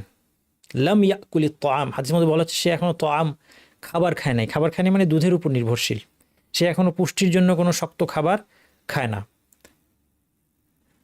ইলা রাসূলিল্লাহি সাল্লাল্লাহু আলাইহি ওয়াসাল্লাম, রাসূলকে নিয়ে আসলেন। ফাআজলাসাহু রাসূলুল্লাহি সাল্লাল্লাহু আলাইহি ওয়াসাল্লাম ফি হাজরিহি, রাসূল সাল্লাল্লাহু আলাইহি ওয়াসাল্লাম তার কোলে বসালেন বাচ্চাটাকে, তখন তো আর ডায়াপার ছিল না। ফাবালা আলা সাউবিহি, তার পোশাকের মধ্যে প্রস্রাব করে দিল বাচ্চাটা। ফাদাআ বিমাইন ফানাদাহু ওয়া লাম ইয়াগসিলহু, তিনি পানি আনতে বললেন, পানিটা দিয়ে ওই জায়গাটা ভিজিয়ে দিলেন, যেখানে প্রস্রাবটা পড়েছে সেটা ভিজিয়ে দিলেন, এটাকে তিনি ধুলেন না। অন্য হাদিসে তিনি বলেছেন বাউলুল গুলামি ইউনদাহু আলাইহি ওয়া বাউলুল জারিয়াতি ইউগসাল, পুত্র সন্তান হলে পানি ঢালা হবে, আর কন্যা সন্তান হলে তার প্রস্রাবটা ধুয়ে ফেলতে হবে। আলেমগণ বলেছেন যে বাচ্চা ছেলেদের প্রস্রাবটা বেশি ছড়িয়ে যায়, সেই জন্য সহজতা দিয়েছে শরীয়ত। তার মানে এটা কার জন্য? এক নম্বর হচ্ছে ছেলে বাচ্চা, আর দুই নম্বর হচ্ছে তাকে শুধুমাত্র দুধের উপর নির্ভরশীল, মানে পুষ্টির জন্য কোনো খাবার খায় না। এই অবস্থায় মায়ের দুধ ছাড়া অন্য কোনো দুধের ক্ষেত্রে বিধান কি? কৃত্রিম দুধ হলেও একই বিধান, অন্য কোনো দুধ বা গরুর দুধ বা পাউডার দুধ, সেক্ষেত্রেও একই বিধান।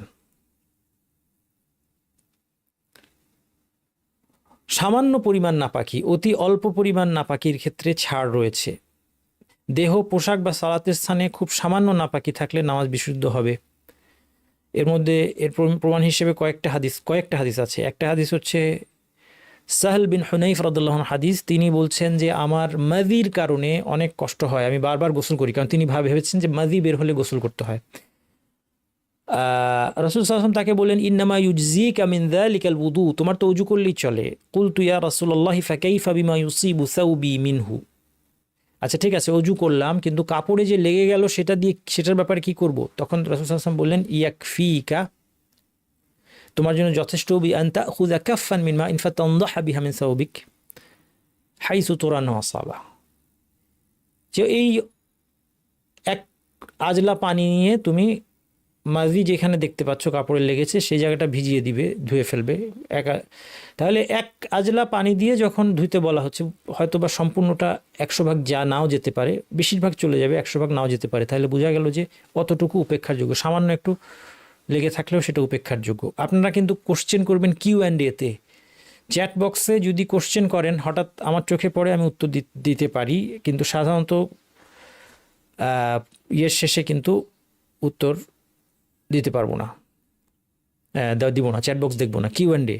হ্যাঁ, সাথে সাথে প্রশ্ন করছেন, অসুবিধা নেই, আমার চোখে পড়লে আমি উত্তর দিব, বা এখন উপযোগী মনে করলে। আর নয়তো আপনারা Q&A-তে দিবেন, উত্তর না পেলে ইমেল করবেন info@nasimsharuq.com, দেরিতে হলেও উত্তর পাবেন ইনশাল্লাহ, ধৈর্য রাখবেন।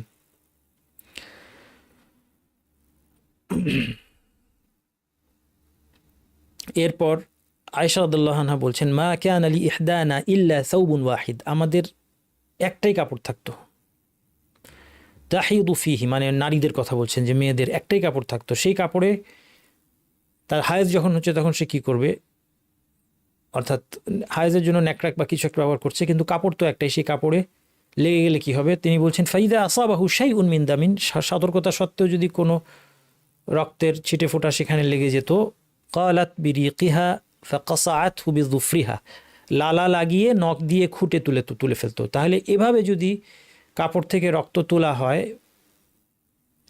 বোঝাই যাচ্ছে যে কিছু দাগ এতে অবশিষ্ট থাকতে পারে, বা নাপাকের সামান্য একটু থাকতে পারে।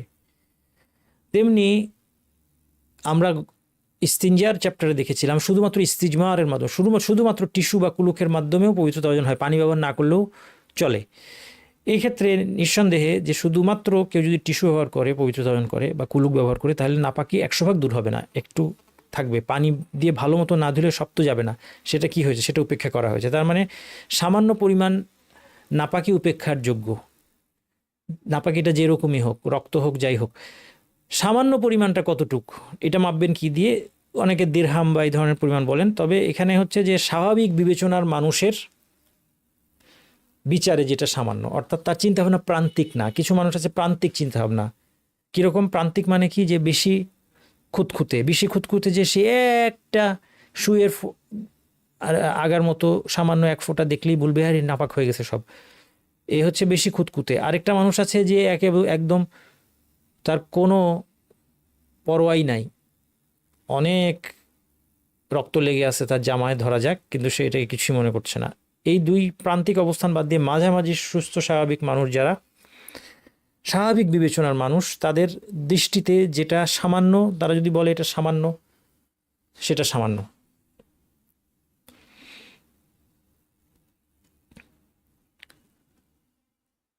নাপাক বস্তু ভিন্ন কোনো পদার্থে রূপান্তরিত হয়ে গেলে সেটা আর নাপাক থাকে না। যেমন পুড়ে ছাই হয়ে গেল, এখন ছাই, এর আগে ধরেন বস্তুটা নাপাক ছিল, হ্যাঁ, কয়েকদিন আগে কি নিউজ আসলো না, কুকুর পুড়ে ছাই হয়ে গেছে।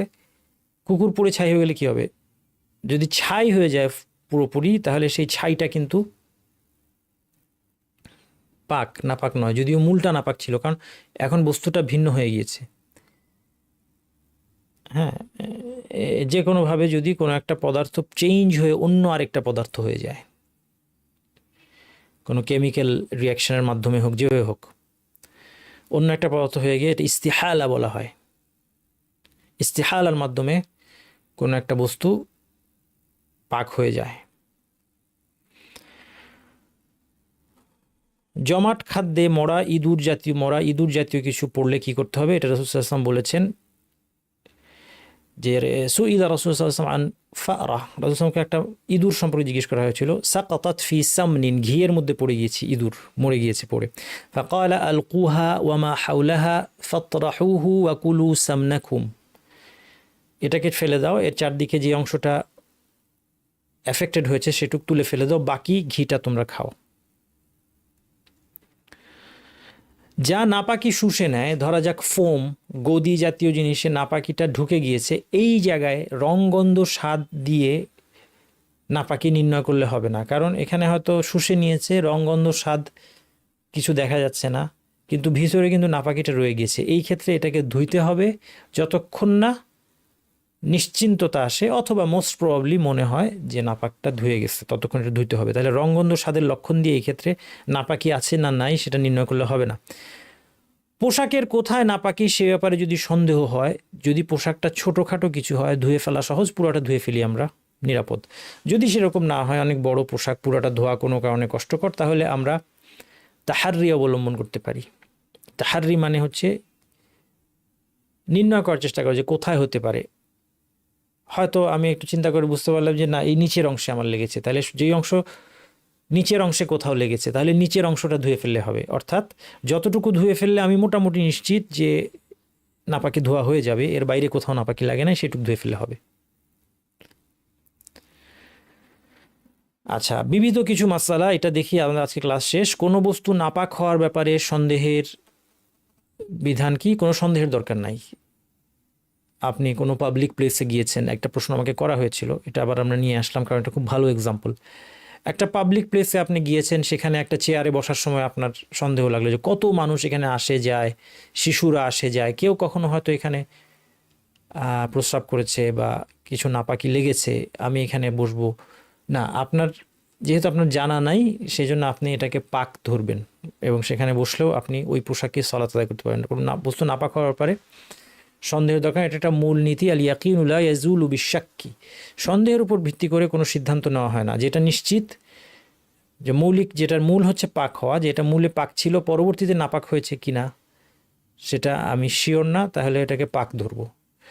যদি নিশ্চিত হই এটা নাপাক ছিল, তারপরে ধোয়া হয়েছে কিনা এটা নিয়ে সন্দেহ হয়, তাহলে সেটাকে নাপাক ধরবো। তাহলে মূল আমি কোনটা নিশ্চিত সেটা দেখতে হবে। ধরা যাক একটা কাপড়, আমি শিওর যে এটা নাপাক, তারপর আমার মনে করতে পারছি না আমি কি এটা ধুয়েই রাখলাম এখানে নাকি না ধুয়ে রেখে দিলাম, ধোয়ার জন্য রেখেছি নাকি ধুয়ে ফেলেছি।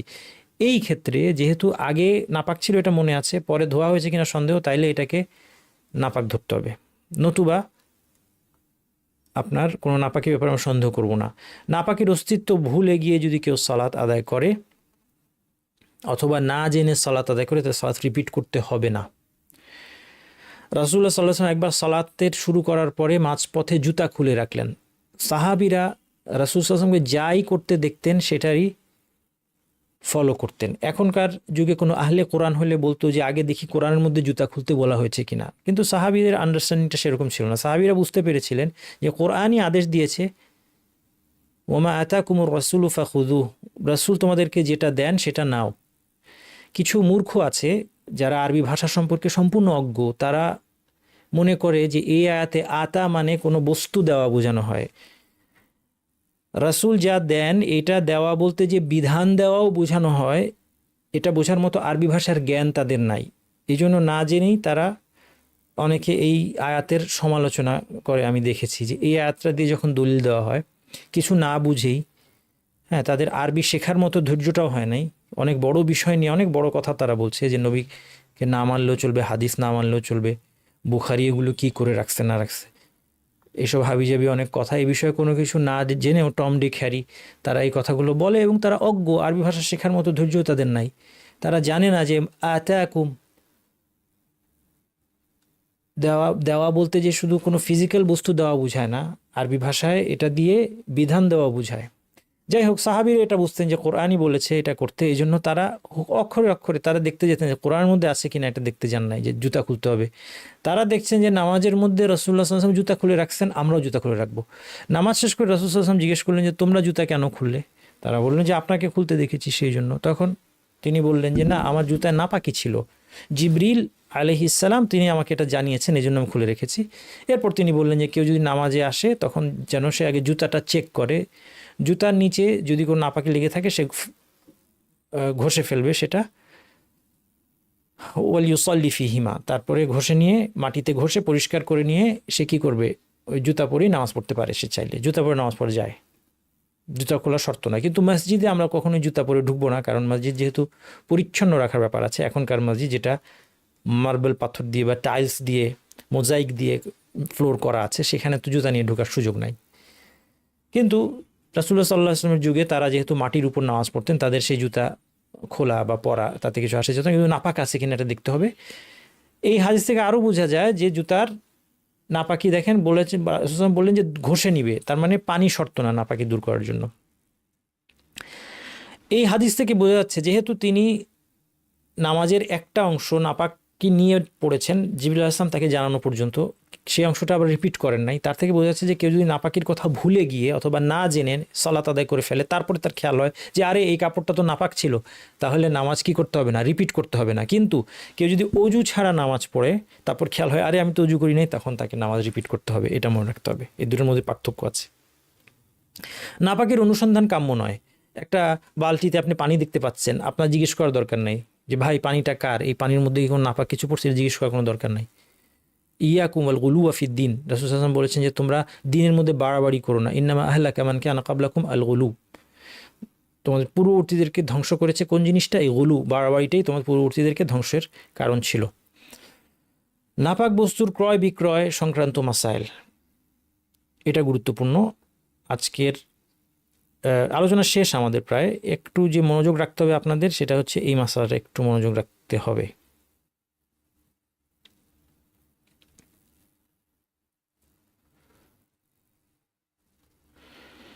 নাপাক বস্তুর ক্রয় বিক্রয় চার মাযহাবের মতেই এটা নিষিদ্ধ। হাদিসে বর্ণিত আছে আন জাবির ইবনে আব্দুল্লাহ আন্নাহু সামি'a রাসূলুল্লাহ সাল্লাল্লাহু আলাইহি ওয়াসাল্লাম ইয়াকুলু আম আল-ফাথহি ওয়া হুয়া মাক্কাহ ইন্নাল্লাহা ওয়া রাসূলুহু হাররামা বাই'আল খামরি ওয়াল মাইতাতি ওয়াল খিনজিরি ওয়াল আসনাম। রাসূলুল্লাহ সাল্লাল্লাহু আলাইহি ওয়াসাল্লাম বলছেন, মক্কা বিজয়ের বছর মক্কায় তিনি বলছেন, জাবির রাদিয়াল্লাহু আনহু বলছেন যে আমি শুনেছি রাসূল সাল্লাল্লাহু আলাইহি ওয়াসাল্লাম বলছেন, ইন্নাল্লাহা ওয়া রাসূলুহু হাররামা, আল্লাহ এবং তার রাসূল হারাম করেছেন। দেখেন ভাষাটা খেয়াল করেন, আল্লাহ এবং তার রাসূল হারাম করেছেন। রাসূল হারাম করা মানেও আল্লাহ হারাম করা। রাসূল নিজের থেকে কোনো কিছু হারাম করেন না, কিন্তু আল্লাহ তাকে অথরিটি দিয়েছেন। এই জন্য কোরআন এবং হাদিসে বারবার আল্লাহ আনুগত্য রাসূল আনুগত্য পাশাপাশি, মাই ইউতির রাসূলা ফাকাদ আতা আল্লাহ, যে রাসূল আনুগত্য করে সে আল্লাহ আনুগত্য করে। যাই হোক, তিনি বলছেন ইন্নাল্লাহা ওয়া রাসূলুহু হাররামা বাই'আল খামরি, আল্লাহ এবং তার রাসূল মদ বিক্রয়কে হারাম করেছেন। ওয়াল মাইতা, মৃত, খিনজির শূকর এবং আসনাম মূর্তি, তাহলে এই চারটার বিক্রি নিষেধ করে দিয়েছেন। মদ বিক্রি করা যাবে না, মৃত কোনো প্রাণী বিক্রি করা যাবে না, শূকর বিক্রি করা যাবে না, ওয়াল আসনাম মূর্তি বিক্রি করা যাবে না। ফাকিলা ইয়া রাসূলুল্লাহ আরাআইতা শুহুমাল মাইতা, সাহাবীরা প্রশ্ন করলেন যে মৃতের চর্বি সম্পর্কে আপনি কি বলেন? মৃতের চর্বি, কারণ মরা প্রাণীটা এটা তো খাওয়া যাবে না, কিন্তু এটার চর্বির একটা ব্যবহার ছিল। সে ব্যবহারটা কি? তারা বলছেন ফা ইন্নাহা ইউতলা বিহা সুফুন, জাহাজের, তখনকার দিনে কাঠের জাহাজ ছিল সম্ভবত, কাঠের জাহাজকে এটা দিয়ে পালিশ করা হতো বা প্রলেপ দেওয়া হতো। ওয়ায়ুদহানু বিহাল জুলুদ, চামড়াকে তৈলাক্ত করা হয়। এটার ব্যবহারটা কি ঠিক আমি শিওর না, ওকে একটা ব্যবহার মোট কথা। ওয়াস্তাসবিহু বিহান নাস, আরেকটা ব্যবহার হচ্ছে এটাকে প্রদীপ জ্বালাতে এটার ব্যবহার হয়। এটা এত তেল এক ধরনের, এটা দিয়ে আগুন জ্বালানো যায়। ফাকালা লা হুয়া হারাম, রাসূল সাল্লাল্লাহু আলাইহি ওয়াসাল্লাম বললেন না এটা হারাম। সুম্মা ক্বালা রাসূল সাল্লাল্লাহু আলাইহি ওয়াসাল্লাম ইনদা যালিক, এরপর বললেন কাতালাল্লাহুল ইয়াহুদ, ইয়াহুদরা অভিশপ্ত। কেন? ইন্নাল্লাহা লাম্মা হাররামা শুহুমাহা, যখন ইহুদিদের জন্য চর্বিকে হারাম করা হয়েছিল, চর্বি তারা খেতে পারবে না, যখন আল্লাহ এটাকে হারাম করলেন, জামালুহু, এটাকে তারা গলিয়ে ফেললো, তরল বানিয়ে ফেললো। সুম্মা বাউহু ফাআকালু সামানুহু, তারা এটা বিক্রি করে দিয়ে এর মূল্য খেলো। আচ্ছা, এটা খাওয়া তাদের জন্য নিষেধ করা হয়েছিল চর্বি। ওয়ালাল্লাযিনা হাদু হাররামনা কুল্লা যী যুফুরিন ওয়া মিনাল বাকারি ওয়াল গানামি হাররামনা আলাইহিম শুহুমাহুমা, গরু এবং ছাগলের চর্বি তাদের জন্য নিষেধ করা হয়েছিল। আল্লাহ কারণটাও বলে দিয়েছেন, যালিকা জাযাইনাহুম বিবাগীহিম, তাদের জুলুমের সীমালঙ্ঘনের শাস্তি হিসেবে। আজকে তাদের কাজকর্ম যারা, ধরা যাক কারো জানা নাই তারা কি করছে, তাদের কাছে হয়তো মায়া লাগতে পারে যে আহা, কেন আল্লাহ তাদের উপর এত কড়াকড়ি করেছিলেন। কারণটা আল্লাহ জানিয়ে দিয়েছিলেন যে এরা অত্যন্ত অবাধ্য প্রকৃতির একটা জাতি। সবসময় এরা, হ্যাঁ এদের মধ্যে ভালো মানুষ ছিল, কিছু অল্প মুমিন ছিল, কিন্তু তারা আল্লাহর বড় বড় অবাধ্যতা করেছে চিন্তার বাইরে। তাদের স্বভাবের কাঠিন্যের সাথে সামঞ্জস্য রেখে আল্লাহ সুবহানাহু ওয়া তাআলা তাদের জন্য শরীয়তের বিধানকে কঠিন করে দিয়েছিলেন তাদের বাড়াবাড়ির কারণে। আজকে তারা যা করছে এটা দেখলে হয়তো আপনি এখন বলবেন যে এদের তো মানে অনেক দয়া করেছেন আল্লাহ। ফিরআউন বনু ইসরাইলের উপর কি পরিমাণ নির্যাতন চালিয়েছে, এটা এই সাম্প্রতিক ঘটনাগুলোর আগে যখন আমি ডিসক্রিপশনগুলো পড়তাম তখন মনে হতো যে এত কঠিন মুসিবত ছিল তাদের উপর, মনে হতো যে আল্লাহর কি হিকমা। কিন্তু এখন যখন তাদের কার্যকলাপগুলো দেখা যায় তখন মনে হয় যে আল্লাহ সুবহানাহু ওয়া তাআলা প্রত্যেক জাতির জন্য তারা যার উপযুক্ত যে জিনিসের সেটাই নির্ধারণ করেন, এবং এটা সত্য, এটা আমার মনে হওয়ার উপর নির্ভরশীল নয়, কিন্তু সেটা উপলব্ধি করতে পারি আমরা এখন। আচ্ছা, এখন তাহলে এই হাদিস থেকে যেটা বোঝা গেল যে যেই জিনিসটাকে হারাম করা হয়েছে সেটার ক্রয় বিক্রয় করা যাবে না। এটার ভিত্তিতে আলেমগণ বলছেন যে নাপাক বস্তুর ক্রয় বিক্রয়টা বৈধ নয়। এবং বিশেষভাবে আপনি যদি হাদিসের টেক্সটের সাথে যান তাহলে সেখানে কি পাচ্ছেন আপনি? মৃত, না সব নাপাক কিন্তু না, এখানে হাদিসে মৃত। শূকর তো খাওয়া হারাম। খামার, মদ ক্রয় বিক্রয় অবশ্যই নিষিদ্ধ, কারণ মদ হচ্ছে মানুষের আকলকে প্রভাবিত করে। মূর্তি ক্রয় বিক্রয় নিষিদ্ধ কেন? নাপাকির কারণে না, মূর্তির সাথে নাপাকির সম্পর্ক নয়, কারণ মূর্তি পূজা নিষেধ সেই কারণে। তাহলে এই হাদিসের টেক্সটে সরাসরি নাপাক কথাটা নাই, কিন্তু যেহেতু মৃত জন্তু ক্রয় বিক্রয় করতে নিষেধ করা হয়েছে, এখান থেকে এটার কারণ হিসেবে একটা কারণ আলেমগণ নির্ণয় করেছেন যে কারণ জিনিসটা নাপাক। খেয়াল করেন, এটা একটু বোঝার দরকার আছে, এই জন্য একটু ধীরে ধীরে বলছি। এরপর আপনার বিশেষভাবে রক্ত বিক্রি করার ব্যাপারে হাদিস আসছে। আবি জুহাইফা রাদিয়াল্লাহু তিনি বলছেন, ইন্না রাসূল সাল্লাল্লাহু আলাইহি ওয়াসাল্লাম নাহা আন সামানিদ দাম। রাসূল সাল্লাল্লাহু আলাইহি ওয়াসাল্লাম রক্তের মূল্য নিতে নিষেধ করেছেন। ওয়া সামানিল কালব, কুকুরের মূল্য, এবং আরও কতগুলো আছে, যাই হোক এটা আমাদের দরকার নেই। সামানুদ দাম, তাহলে রক্ত বিক্রি করা নিষিদ্ধ, এটা মনে রাখতে হবে। কাজে কেউ অনেকে রক্ত বিক্রি করে, এটা কিন্তু জায়েজ নাই। রক্ত দান করা যাবে এবং রক্ত নাপাক হওয়া সত্ত্বেও সেটা দান করা যাবে, এবং ব্লাড ট্রান্সফিউশন জায়েজ, কিন্তু রক্ত বিক্রি করা যাবে না।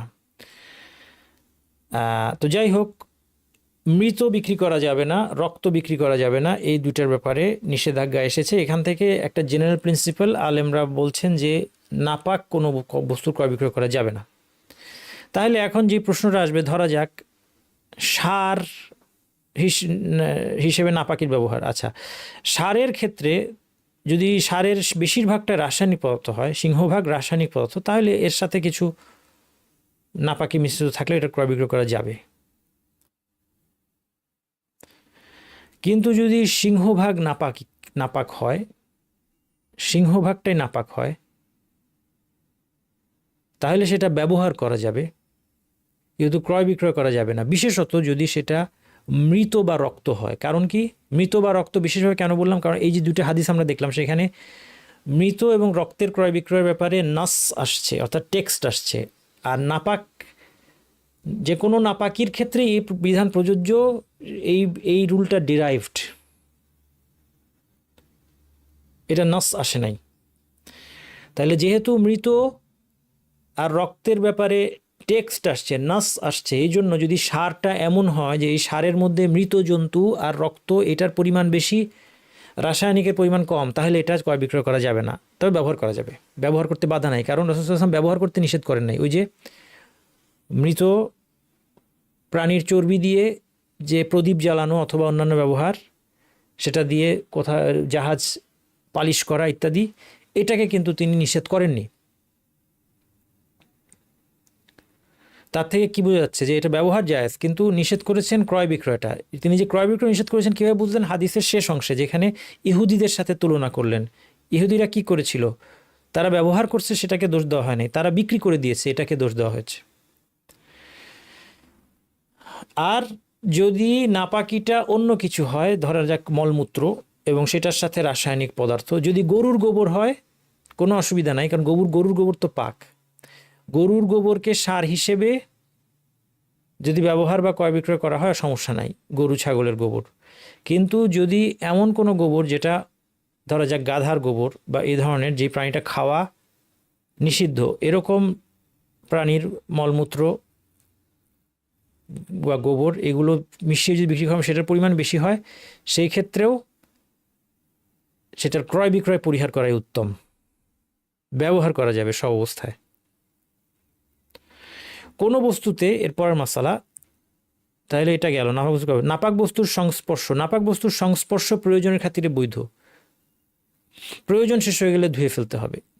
যেমন আপনারা এর আগে উদাহরণ দিয়েছেন, যে দেখেছেন যে মৃতর চর্বি দিয়ে যখন প্রলেপ দেওয়া হচ্ছে জাহাজের, তখন সেটা হাতে লাগছে বা গায়ে লাগতে পারে, সেটা জায়েজ, কিন্তু পরে ধুয়ে ফেলতে হবে। নাপাকি ভক্ষণের বিধান, নাপাকি ভক্ষণ করা অবশ্যই নিষেধ, হারাম। জরুরি অবস্থায় একজন মানুষ ইল্লা মা তুরিতুম ইলাই, যখন একজন মানুষ ইত্তিরার হয়, ফামানি তুররা গায়রা বাগিন ওয়ালা আদিন ফালা ইসমা আলাইহি, যে কোনো সীমা লঙ্ঘনের উদ্দেশ্যে নয়, নিরুপায় হয়ে প্রয়োজনীয় পরিমাণে তা খেতে বাধ্য হয়ে যায়, না তো সে মারা যাবে, তার জন্য সেটা খাওয়া জায়েজ। তাহলে নাপাক কোনো বস্তু যদি জীবন বাঁচানোর জন্য একটা মরা প্রাণী কাউকে খেতে হচ্ছে বা শূকর খেতে হচ্ছে, জীবন না হলে তার জীবন বাঁচবে না, যতটুকু খেলে সে জীবন রক্ষা করতে পারবে ততটুকু তার জন্য জরুরি অবস্থায় ভক্ষণ বৈধ। এবং এই ক্ষেত্রে প্রয়োজনে সে স্টকও করতে পারে, যে সে পাবে না, সে তার মনে হচ্ছে, ধারণা হচ্ছে, প্রবল ধারণা যে সে সামনে 1 মাস খাবার পাবে না, ফলে সে এটাকে স্টক করে রেখে দিল, সেটাও তখন জায়েজ হবে।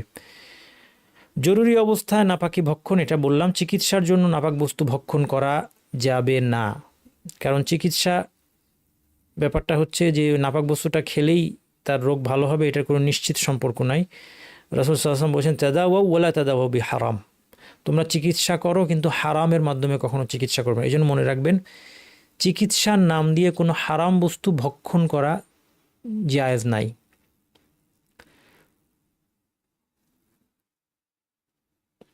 কোনো ঔষধে যদি অ্যালকোহল খুব এত সামান্য পরিমাণে থাকে যে ওই ঔষধটা বেশি পরিমাণে সেবন করেও কেউ মাতাল হতে পারবে না, কারণ অ্যালকোহলের পার্সেন্টেজ এত কম, সেই ক্ষেত্রে সেটা সেবন করা বৈধ। মূলনীতি হচ্ছে যে জিনিস বেশি পরিমাণে সেবন করলে মাতাল হবে তার এক ফোঁটাও হারাম। যেই জিনিস বেশি পরিমাণে সেবন করে মাতাল হওয়া যাবে না, সম্ভব নয়, তার মানে তাতে নেশা তৈরিকারী দ্রব্যটা খুব পার্সেন্টেজ খুবই কম, সেই ক্ষেত্রে সেটা সেবন করা জায়েজ।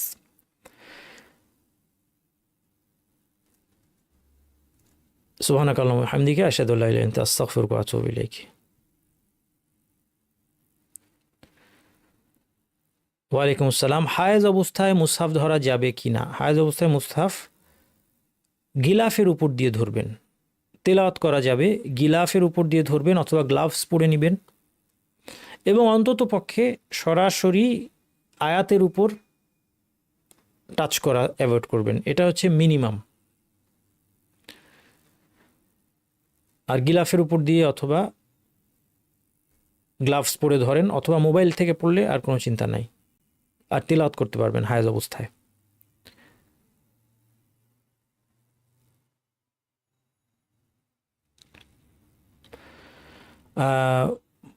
রাসূলুল্লাহ সাল্লাল্লাহু আলাইহি সাল্লাম আঙ্গুল দিয়ে মাথার চুল খিলাল করতেন। মহিলাদের ক্ষেত্রে চুল অনেক লম্বা, কীভাবে খিলাল করবে? মোট কথা, আপনাকে যদি খিলাল করা না করা এটা সুন্নাহ, খিলাল করাটা সুন্নাহ, আপনাকে এনশিওর করতে হবে, নিশ্চিত করতে হবে চুলের গোড়া ভিজেছে।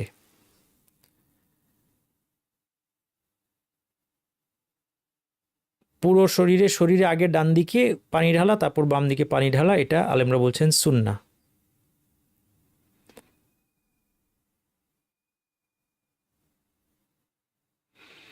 ওয়ালাইকুম আসসালাম। এ লেভেল পরীক্ষা, আচ্ছা, আমার জন্য দোয়া করবেন, আল্লাহ আপনাকে পরীক্ষায় সাফল্য দান করুন।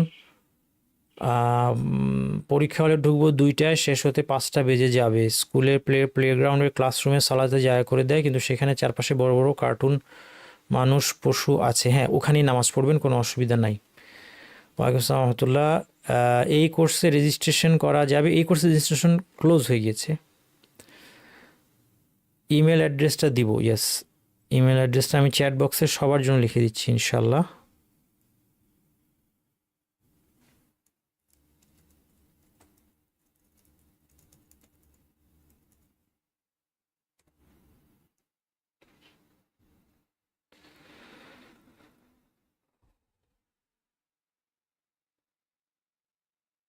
মাদি যদি কাপড়ে লাগে, আন্ডারওয়্যার লাগে, সেই কাপড় দিয়ে নামাজ হবে না, নামাজ হবে না। সেই কাপড়টা ধুয়ে ফেলতে হবে অথবা চেঞ্জ করে ফেলতে হবে, লজ্জাস্থানও ধুয়ে ফেলতে হবে।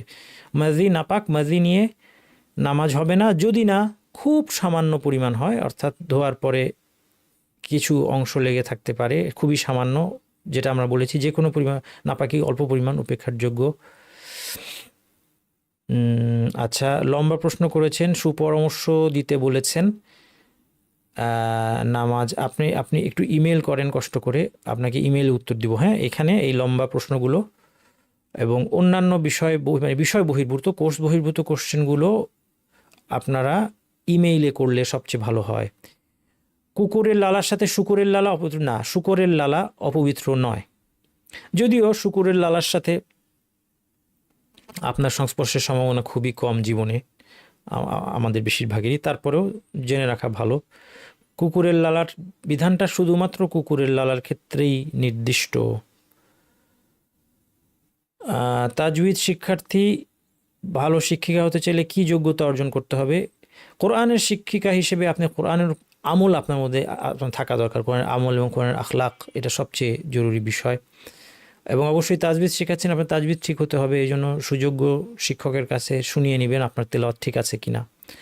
বমি করলে অজু ভাঙে না, মৃত বিড়াল নাপাক। হ্যাঁ, মৃত বিড়ালের গোশত নাপাক, কিন্তু বাইরের স্কিনটাও কি নাপাক? মৃত বিড়ালের বাইরের স্কিনের সাথে টাচ লাগলে কি হাত নাপাক হবে না? গোশত নাপাক।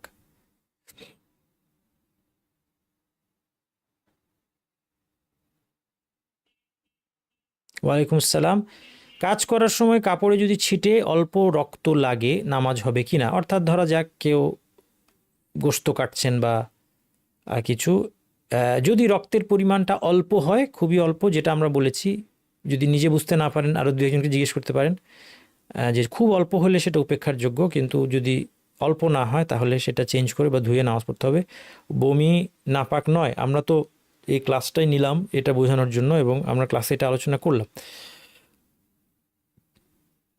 কোশ্চেন করতেই পারেন, কোনো অসুবিধা নেই, কোশ্চেন করলে আমি রাগ করি তা না, কিন্তু আমার মনে হয় আমাদের আরও মনোযোগ থাকা দরকার, আরও ধৈর্য থাকা দরকার। আমরা ফুল একটা কোর্স করাচ্ছি একটা বিষয়ের উপর, এবং যেটা ভেঙে ভেঙে একটা কোর্সের মধ্যে আমরা পড়িয়ে দিচ্ছি, সেটাই যদি ঠিক প্রশ্ন আকারে আসে তাহলে এটা কাম্য নয়। আমি নিষেধ করছি না, তারপরে কেউ বুঝতে না পারেন, কিন্তু আমাদের এই ধৈর্যটা থাকা দরকার যে কোর্সটা করি, কি বলা হচ্ছে বোঝার চেষ্টা করি কথাগুলো। এই কথাটাই আমরা হয়তো আলোচনা করেছি, তাই না? যেমন আরেকজন প্রশ্ন করলেন, ওয়ালাইকুম সালাম, কুকুরের দেহের সাথে কাপড়ের স্পর্শ করলে কি কাপড় নাপাক হবে? আপনাকে আমার আলোচনা শুনেন নাই? দেখেন, আপনি একটু পিছনে টেনে ইউটিউবে দেখবেন যে আমি ঠিক এই জিনিসটা বলেছি, কুকুরের সাথে গা লেগে গেলে, এটা অনেকে প্রশ্ন করেন, এটা বলেই মনে বলেছি যে কুকুরের সাথে টাচ লাগলে কি নাপাক হবে? হবে না।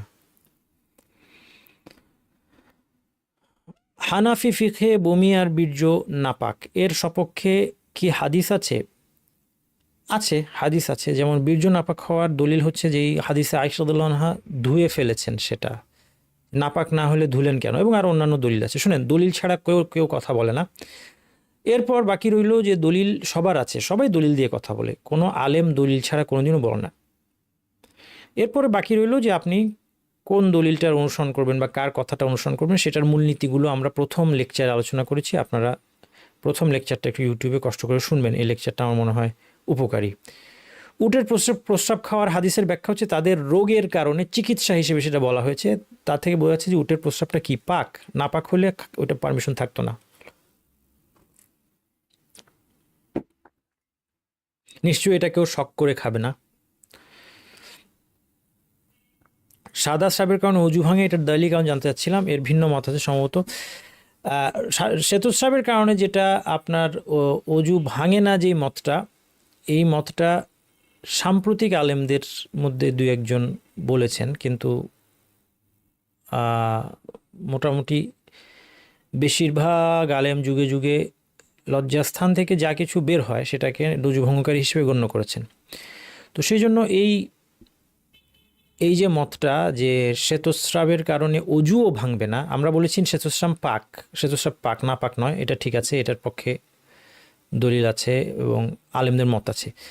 কিন্তু যেটা শ্বেতস্রাব বের হওয়ার ফলে অজু ভাঙবে না, যে মতটার কথা আপনি বলছেন,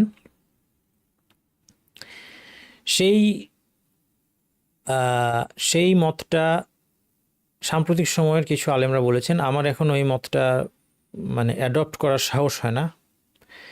আমি পড়াশোনা করে মানে এটার পক্ষে খুব সাপোর্টও পাইনি। সাম্প্রতিক সময়ের মধ্যে দুই একজনের কাছে, একজনের, বেসিক্যালি জাস্ট একজনের মত পেয়েছি আমি আর কি। যাই হোক, তো এই জন্য আমার এই একজনের মতটা ফলো করার সাহস হয় না আর কি। যদি কারো ক্রমাগত শ্বেতস্রাব নির্গত হয় তাহলে তার ব্যাপারটা ক্রমাগত নির্গমনের মাসালায় পড়ে যাবে, ঠিক আছে? যদি মানে এত ঘন ঘন বের হচ্ছে যে সারাক্ষণই বের হচ্ছে, তখন তিনি কি করবেন? শুধু একবার উজু করলে সেই ক্ষেত্রে তার জন্য শ্বেতস্রাব অজুভঙ্গকারী হবে না, এটা কিন্তু আলাদা মাসালা। এটা যেমন প্রস্রাবের ক্ষেত্রেও তাই, কারো প্রস্রাবের কন্ট্রোল নাই, ক্রমাগত বের হচ্ছে, তার জন্য সে একবার উজু করে নিলেই হবে। ওই প্রস্রাব ক্রমাগত বের হওয়ার কারণে তার অজু ভঙ্গ হবে না। তো আপনার অবস্থা যদি এতটাই হয় তাহলে আপনি সেই মাসালায় কিন্তু আপনার হয়ে যাচ্ছে নামাজ, কোনো অসুবিধা নাই। কিন্তু যাদের সারাক্ষণ হয় না, হঠাৎ হঠাৎ হচ্ছে, তার অজু ভাঙবে না, এটা বলার সাহস আমার নাই। মাটির পরিবর্তে সাবান কুকুরেলা ব্যবহার করা যাবে কিনা, এটা অলরেডি আমি উত্তর দিয়েছি যে না করাই ভালো। তবে যদি মাটি পাওয়াই না যায় সেই অবস্থায় করতে পারেন, কারণ এটার পক্ষে মত আছে আলেমদের। দোহার সালাত কি মাঝে মাঝে ছেড়ে দেওয়া সুন্নাহ? এটা বলা হয় যে রাসূল সাল্লাল্লাহু আলাইহি ওয়াসাল্লাম দুহা সালাত আদায় করতেন না নিয়মিত। কিন্তু একটা জিনিস মনে রাখতে হবে যে অনেক কিছু রাসূল সাল্লাল্লাহু আলাইহি ওয়াসাল্লাম নিয়মিত করেননি, কিন্তু সেটা করার উৎসাহ দিয়েছেন। রাসূল সাল্লাল্লাহু আলাইহি ওয়াসাল্লামকে নিয়মিত সোমবার বৃহস্পতি রোজা রেখেছেন, নিয়মিত আইয়ামে বিদে রোজা রেখেছেন না, কিন্তু সেটা কেউ যদি করে সেটা সুন্নাহ হবে। কাজেই রাসূল সাল্লাল্লাহু আলাইহি ওয়াসাল্লাম নিয়মিত করেন নাই থেকে বলা যাবে না যে ছেড়ে দেওয়াটা মাঝে মাঝে সুন্নাহ, এটা বলা যাবে না। নিয়মিত কেউ করলেও অসুবিধা নাই, মাঝে মাঝে ছাড়লেও কোনো অসুবিধা নেই, কারণ আশা করি কোনোটাই বিদাত হবে না। নাপাকে অনেক ধোয়ার পরে দাগ উঠানো যায় না, যদি অনেক ধোয়ার পর দাগ না উঠে সেটা পাকই গণ্য করবেন, অসুবিধা নাই। পাখি কি খাঁচায় পালা হারাম? অনেক পাখি বাইরে সার্ভাইভ করতে পারে কিন্তু যত্ন নেওয়া হয়, তাও কি পালা যাবে না? বিড়ালও কি পালা যাবে না? পাখি খাঁচায় পালার বিধানটা আমি বলতে পারলাম না, আমাকে ইমেল করবেন। বিড়াল পালা যাবে, হ্যাঁ বিড়াল পালতে পারবেন। যেটা কি পালবেন আপনি মনে রাখবেন এটাকে আপনার খাওয়া দাওয়া দিতে হবে ঠিকঠাক মতো। অ্যালকোহলযুক্ত পারফিউম আমি আলোচনা করেছি, প্লিজ কষ্ট করে লেকচারটা শোনেন। আমি অ্যালকোহলযুক্ত পারফিউম নিয়ে আলোচনা করলাম। 4-5 বছরের বাচ্চার পেশাব কি নাপাক? হ্যাঁ, 4-5 বছরের বাচ্চার পেশাব অটিস্টিক যদিও, কিন্তু পুরোপুরি নাপাক, কারণ 4-5 বছর তো সে এখন খাদ্য খাচ্ছে, সে তো আর দুধের উপর নির্ভরশীল নয়। মায়ের দুধ সর্বোচ্চ 2 বছর। জুতা কুকুর কেটেছে, কিভাবে পাক করব? জুতা কুকুরে চেটেছে বলছেন। জুতার ক্ষেত্রেও 7 বার ধোয়া শর্ত কিনা জুতা বা পোশাকের ক্ষেত্রে, এটা আমি এখন বলতে পারলাম না। হ্যাঁ, এটা ইনশাল্লাহ আপনার উত্তর দিব, আপনি একটু আমাকে ইমেল করে রাখবেন, নয়তো আমারও মনে থাকবে। ইনশাল্লাহ এটা দেখতে হবে, এটা দেখা দরকার। সালাত কতটুকু সময় পড়া উচিত যাতে সুন্দর হবে? এরকম কোনো নির্দিষ্ট সময় নাই, ধীরে সুস্থে সালাত আদায় করবেন মনোযোগ সহকারে, এটাই। নাপাক বস্তু তালিকার স্লাইডে মাদি ছিল, যা নাপাক নয়, স্লাইডে বীর্য ছিল, বিষয়টা কনফিউশন তৈরি হয়েছে। মাদি আর বীর্য এক না। মাদি হচ্ছে আমরা বলেছি যেই যখন একজন মানুষের কামনা জাগ্রত হয়, তখন ধরা যাক স্বামী স্ত্রী পরস্পরকে স্পর্শ করার কারণে অথবা কথাবার্তা বলার কারণে যেটা ইনিশিয়ালি যেই তরলটা বের হয়, যেটা পাতলা এবং আঠালো, ইনিশিয়ালি যেটা বের হয় সেটা হচ্ছে মাদি। আর বীর্য হচ্ছে মানি, দুটো আলাদা জিনিস। মানি হচ্ছে বীর্য সহবাসের পরে যেটা বের হয়ে যায়, যেটা বের হলে উত্তেজনা প্রশমিত হয়ে যায়, সেটা হচ্ছে বীর্য। কাজেই মাদি নাপাক, বীর্য পাক, এবং মাদি বের হলে অজু ফরজ হয়, কিন্তু বীর্যপাত হলে তখন গোসল ফরজ হয়। আশা করি বুঝতে পেরেছেন। ইমেইলে প্রশ্ন বিস্তারিত করতে পারবেন, ইমেইলে বিস্তারিত করতে পারেন, কোনো অসুবিধা নাই। আমি সাধ্যমতো উত্তর দেওয়ার চেষ্টা করব। প্রশ্ন বড় হলে দেখা যাবে উত্তরও হয়তো দেরিতে পাচ্ছেন। পবিত্র অবস্থায় সাধারণ গোসলের পরে ওই কাপড় 3 বার ধুতে হবে? এটা না করলে কাপড়, অনেকেই বলে 3 বার না ধুলে পাক হয় না। আমরা বলেছি, আমরা এই পুরো ক্লাসটাই এটা আলোচনা করেছি যে কোনো সংখ্যার শর্ত নাই, তাই না? এই ক্লাসের আমরা আজকে ক্লাসের বিষয়বস্তু কি, যে ধোয়ার ক্ষেত্রে সংখ্যার কোনো শর্ত নেই, একমাত্র কুকুরের লালা ছাড়া। শরীরের অবাঞ্ছিত লোম পরিষ্কার করার পর এবং নখ কাটার পর গোসল করে নামাজ আদায় করতে হবে? না, শরীরের অবাঞ্ছিত লোম পরিষ্কার নখ কাটার কারণে গোসল ফরজ হয় না। লজ্জাস্থানে যদি স্পর্শ লাগে তখন অজু করতে হবে। বাচ্চার বমি পাক আমরা বলেছি, বমি নাপাক নয়, তাহলে আপনি কেন আবার বাচ্চার বমি নিয়ে আসলেন? আমরা আলোচনায় বলেছি। তাহলে প্রশ্নগুলি মনে হয় এমনও হতে পারে যে আলোচনার আগে কিনা, আমি বুঝতে পারছি না। যা আমি আলোচনা করি, তাহলে আমি আলোচনা আমার ব্যর্থ। ছোট বাচ্চারা তোষকে প্রস্রাব করলে করণীয়? হ্যাঁ, তোষকের মধ্যে যদি ওই যেটা বললাম যে নাপাক প্রস্রাবটা তো ভিতরে যদি ঢুকে যায়, শুষে নেয়, তখন সেই তোষকটাকে আপনি যেটা করতে পারেন, আসলে তোষকটা তো ধুয়ে ফেলা আর কি খুব ঝামেলার কাজ, রোদে শুকায় নেবেন, আর ওই তোষকে নামাজ পড়বেন না, ব্যাস। তোষকে নামাজ পড়বেন না, ধুয়ে শুকিয়ে নিলে আপনি যদি ভিজা অবস্থায় ওই নাপাকের সাথে আপনার স্পর্শ না হয়, উপর দিয়ে চাদর বিছায় শুবেন, তাহলে আপনার শরীরেও ওটা লাগবে না, আর ওখানে নামাজ পড়বেন না, তাইলেই হলো। ইঁদুর ঘিয়ের কোটা কেটে ফেলেছে, তাতে অসুবিধা নাই। হ্যাঁ, দেখেন এখানে যে হাদিসটা আসছে সেটা হচ্ছে ইঁদুর মরে মরে গেলে, কারণ ইঁদুর জীবিত অবস্থায় সে যদি আপনার খাবারে মুখ দেয় বা কিছু, এগুলো কিন্তু নাপাক না। হ্যাঁ, এটা নিয়ে দুশ্চিন্তা দরকার নেই। হ্যাঁ, গদির ক্ষেত্রে কি হবে সেটা বললাম, শুকিয়ে গেলে গদি পাক হবে না। গদিতে যদি বাচ্চা প্রস্রাব করে দেয়, শুকিয়ে নিলে পাক হবে না। কিন্তু যেটা হচ্ছে যে সেটাতে আপনি নামাজ না পড়লেই হলো, ওই গদিতে আপনি নামাজ পড়বেন না। সোফার ফোমে বাচ্চা পেশাব করলে একই কথা। হ্যাঁ, একই জিনিস। তোষক অনেকেই প্রশ্ন করেছেন।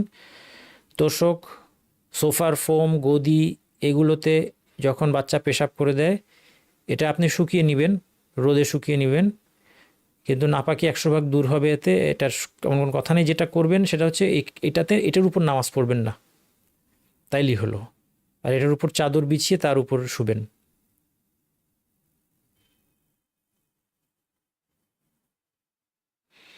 বালি কি মাটির প্রকারের মধ্যে পড়বে? হ্যাঁ, বালি পড়বে, কারণ বালি তো মাটির উপরভাগেই পাওয়া যায়, ভূপৃষ্ঠের উপরিভাগেই বালি পাওয়া যায়, ফলে সেটাও এক ধরনের মাটি, কোনো সন্দেহ নেই।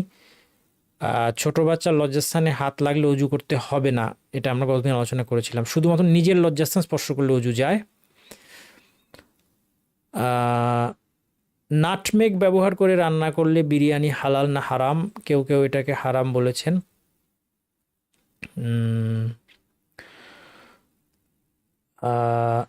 নাটমেগ, নাটমেগের মশলা, এটা আমি এখন বলতে পারলাম না। এটা আমি বলতে পারলাম না। দেখি, আমি এটা আরও পড়াশোনা করার চেষ্টা করবো ইনশাল্লাহ। কোনো জায়গায় বীর্য নাপাকি লাগলে পানি দিয়ে মুছে ধুয়ে নিলাম, অতঃপর সন্দেহ দূর। বীর্য কিন্তু নাপাক নয়, আমরা বলেছি। নাপাকি লাগলে বলতে পারেন। হ্যাঁ, সন্দেহ দূর করতে পানি ছিটিয়ে দিলাম, এমনটা কি ঠিক আছে কি না? মোট কথা নাপাকি দূর করতে হবে, নাপাকি দূর করতে হবে। সন্দেহ হলে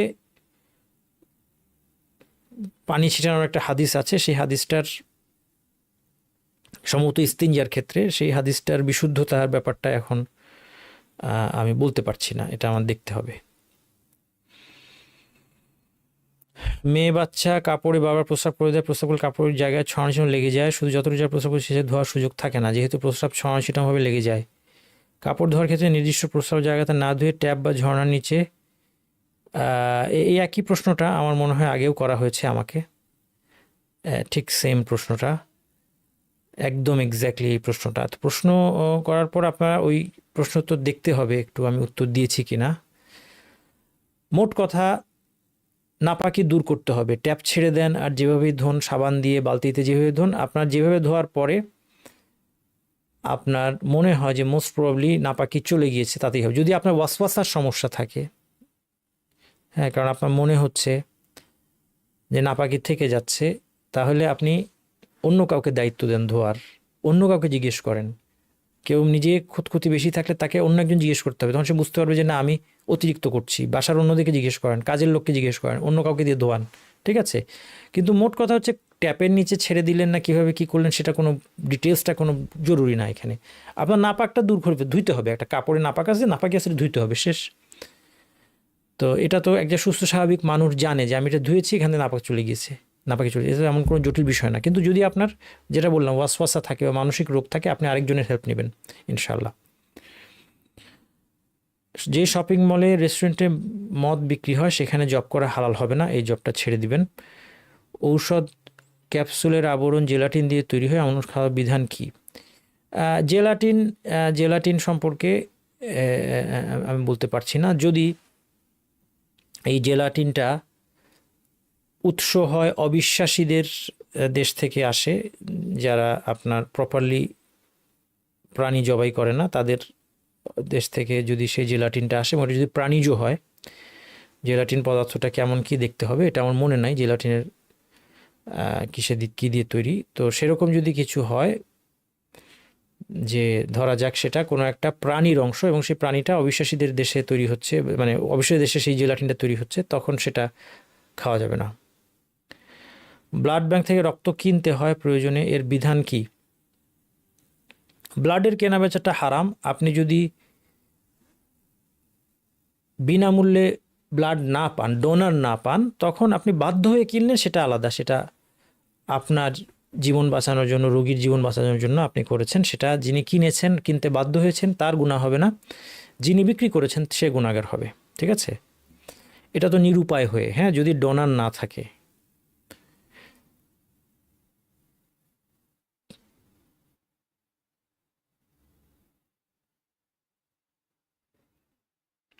মেডিকেল ছাত্রদেরকে পড়াশোনা করার জন্য হাড় কিনতে হয়, মৃত ব্যক্তির হাড় কিনতে হয়, তাই না? কঙ্কাল কিনতে হয়, পড়া শেষে বিক্রি করে দেয়। এগুলি খুব খুব জটিল মাসালা। এগুলো আলেমদের কাছ থেকে এটার সমাধান এগুলো চাইতে হবে। হ্যাঁ, বড় আলেমদের নিয়ে এটা বসা দরকার। আমি এটা আগেও চিন্তা এসেছে, আমার আত্মীয়র মধ্যে দেখেছি যে এগুলি একটা তো আছে ক্রয় বিক্রয়, হাড়টাকে, জিনিসটা পাক, কিন্তু এটা তো একটা মানুষের অংশ, এবং মানে সেই মানুষটার একটা কি আছে, হরমা আছে। এই মানুষটার উপরে, যে মানুষটার হাড় তুলে আনা হয়েছে, এটা হয়তো নিশ্চয়ই তারা কোথা থেকে পায় এটা, যদি বেওয়ারিশ লাশ হয় বা কবর থেকে তুলে এনেছে কিনা বেওয়ারিশ লাশের, এটা তো গর্হিত কাজ, অত্যন্ত গর্হিত কাজ এগুলি। এখন মেডিকেল সিস্টেমটা এখন আমার দেশে দাঁড়িয়ে আছে এগুলোর উপর। এটা একটা বড় একটা বড় দুশ্চিন্তার বিষয়। হ্যাঁ, তো এই জন্য আমার পরামর্শ হবে, আপনারা কয়েকজন মেডিকেল স্টুডেন্ট মিলে বাংলাদেশের কিছু প্রখ্যাত আলেমদেরকে নিয়ে বসে জিনিসটার একটা ডায়ালগ করেন, একটা ডিসকাশন করেন। ক্লোজ ডোর, ওপেন হতে হবে এরকম না।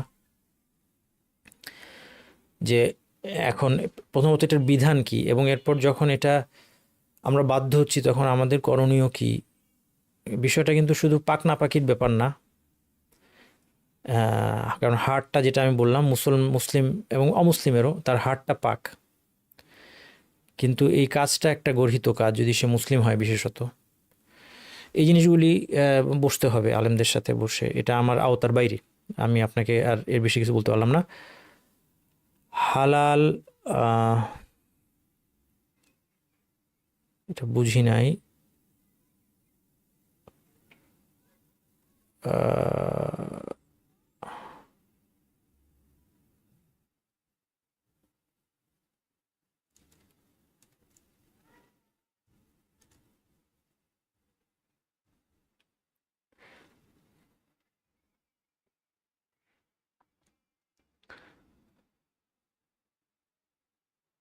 হায়েজ অবস্থায় হিফজ করা যাবে কি না? হ্যাঁ, হায়েজ অবস্থায় কোরআন তেলাওয়াত করা হিফজ করা যাবে। হোমিও মেডিসিনের কথা আমরা বলেছি, অ্যালকোহল থাকে, অ্যালকোহল যদি অনেক পরিমাণে থাকে, যেটা বেশি পরিমাণে খেলে একজন মানুষ নেশাগ্রস্ত হবে, তাহলে এটার এক ফোঁটাও হারাম। আচ্ছা, আপনি যে গ্রুপে দিয়েছেন নজুর 300 মাসাল, ওই বইটা হাদিয়া দেওয়া হবে। হ্যাঁ, এক ভাই, এটা আপনাদেরকে, আপনারা যা রেজিস্টার করবেন আপনার ফ্রি আপনার বাসায় পৌঁছে যাবে। এক ভাইয়ের, তিনি স্পন্সর করেছেন, জয়ফল নাটমেগ, তাই না? নাটমেগের মশলাটা এখন বলতে পারলাম না। কাশির সিরাপ দিয়ে নেশা করে, এটা খাওয়া তাহলে হালাল হবে না। যদি কাশির সিরাপ বেশি পরিমাণে খেলে নেশা হয়, তাহলে এর এক ফোঁটাও খাওয়া যাবে না। রক্ত নাপাক হওয়ার ব্যাপারটা জানতে চাই। হ্যাঁ, বলেছি আমরা রক্ত নাপাক। ভেজা কুকুর গায়ে লাগলে কি করব? কিছু করতে হবে না। কুকুরের বাইরের দিকটা কি না, বাইরের দিকটা নাপাক নয়।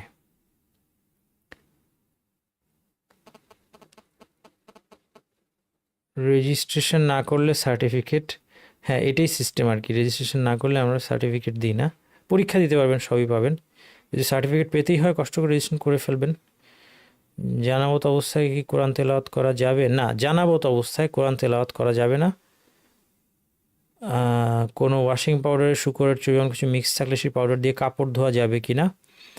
হ্যাঁ, কাপড় ধোয়ার ক্ষেত্রে চিন্তার দরকার নাই। মাজি কোথায় লেগেছে শিওর হতে না পেরে পানি ছিটিয়ে দিয়ে, আমরা বলেছি নাপাকি শিওর হতে না পারলে কী করতে হবে সেটা আমরা আলোচনা করেছি, একটু পিছন দিকে শুনে নেবেন। দোয়া জিকির পড়ার সময় তাজউইদের নিয়ম মেনে পড়তে হবে। তাজউইদের বড় নিয়মগুলো মানবেন, মানে অক্ষর যেন চেঞ্জ হয়ে না যায়। আর মাদ গুন্না এইসব নিয়ে চিন্তার দরকার নেই। Is the nerve of cook chicken হারাম? নার্ভ কি জিনিস? কুক চিকেনের নার্ভ কাকে বলে আমি তো এই অংশটা চিনতে পারলাম না। রান্না করা মানে একটা একটা একটা চিকেনকে শরীয়তসম্মত পদ্ধতিতে জবাই করা হলে তার সব অংশই হালাল। কোরবানি করার সময় রক্ত ছিটে আসলে সেই কাপড় কি সালাত হবে? না, হবে না, সেই রক্ত নাপাক, তাই না? কোনো মেডিসিন যদি শুকর ফ্যাট থাকে সেটা কি খাওয়া যাবে? অল্প পরিমাণে থাকে, না, সেটা খাওয়া যাবে না, কারণ এটা নেশার সাথে ব্যাপার না কিন্তু। হ্যাঁ, এটা এটা ফ্যাট, শুকর ফ্যাট, এটা তো হারাম, তো হারাম তো এক ফোঁটাও খাওয়া যাবে না। টয়লেট কাপড় পানি ব্যবহার টিস্যু ব্যবহার করা যাবে কি? হ্যাঁ, শুধু টিস্যু দিয়েও পরিষ্কার হবে, কিন্তু শর্ত হচ্ছে 3টা টিস্যু ব্যবহার করতে হবে কমপক্ষে। মৃতদেহ গোসল করার সময় গোসলের পানি কাপড়ে লাগলে নাপাক হবে? না। গোসল দানকারী গোসল কি জরুরি? না। বোরখা লম্বা হলে ধুলাবালি ময়লা লেগে বোরখা দিয়ে নামাজ হবে কি? হ্যাঁ, হবে। এটা হাদিসের মধ্যে স্পেশালি এসেছে, যে হাদিসটা আমরা এখানে বলি নাই, বইতে আছে, যে একজন মহিলা সাহাবী জিজ্ঞেস করেছেন যে আমি নাপাক জায়গার উপর দিয়ে যাই, তো রাসূল জিজ্ঞেস করলেন এর পরে কি পবিত্র জায়গা আছে না? তাহলে এটা ওইটাকে পবিত্র করে দিবে। আর ধুলাবালি তো নাপাক নয়, ময়লা লেগে গেলেও পরে মাটি তো আছে পবিত্র জায়গায়, তাহলে নাপাকিটাও মাটির দ্বারা ধুয়ে যাবে।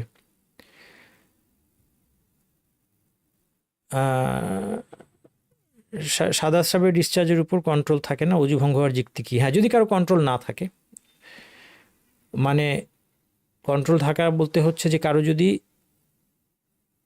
অবিরত নির্গমন হয়, একটা হচ্ছে যে একবার হঠাৎ বের হলো, সেটা একরকম, আর এখানে কন্ট্রোল না থাকা যেটার কারণে আপনার বারবার উজু করতে হবে না, সেটা হচ্ছে যে আপনার কন্টিনিউয়াসলি বের হচ্ছে তখন। ঠিক আছে?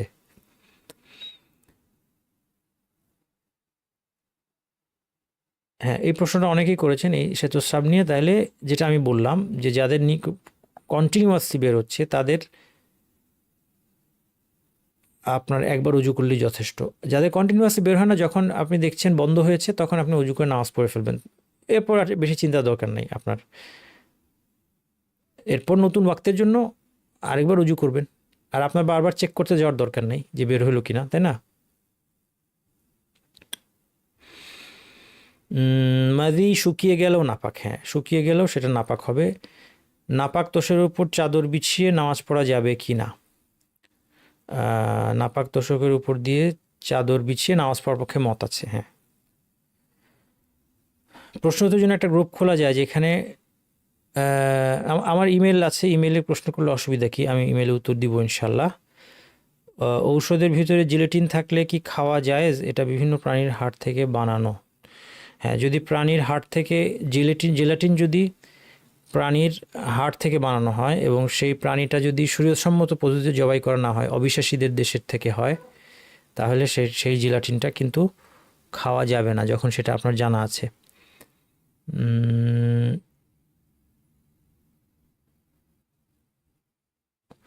সরাসরি লজ্জাস্থানে হাত লাগলে উজু ভেঙে যাবে, কাপড়ের উপর দিয়ে লাগলে ভাঙবে না, এটাই। আর এটা তো আমার বোঝানোর তেমন কিছু দেখছি না, এটা তো স্পষ্ট, কথা স্পষ্ট। কাপড়ের উপর দিয়ে লাগলে ভাঙবে না, সরাসরি টাচ লাগলে, কাপড়ের আবরণ ছাড়া যদি টাচ লাগে তখন ভেঙে যাবে। সঞ্চয়পত্র নিয়ে প্রশ্ন করেছেন, একটু ইমেল করে দিবেন।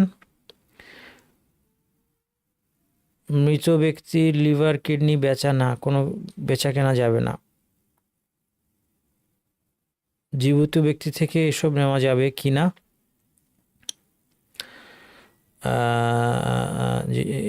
এগুলি ইখতিলাফি মাসালা, আপনি একটু আমাকে ইমেল করেন, ইনশাল্লাহ আমি একটু পড়াশোনা করে বলার চেষ্টা করব।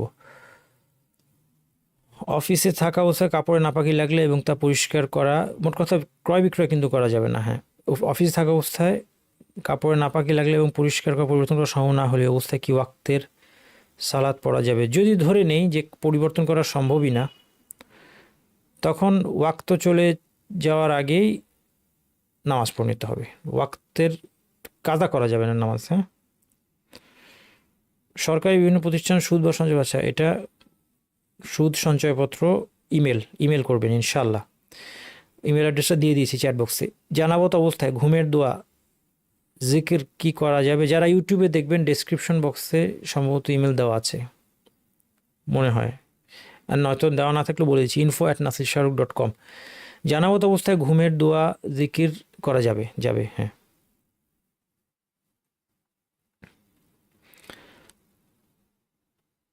আর দোরারুল বাহিয়া বইতে পড়েছিলাম রক্ত নাপাক নয়। হ্যাঁ, রক্ত নাপাক নয়, এই মতটা প্রথম দিয়েছেন হচ্ছে ইমাম শাওকানি।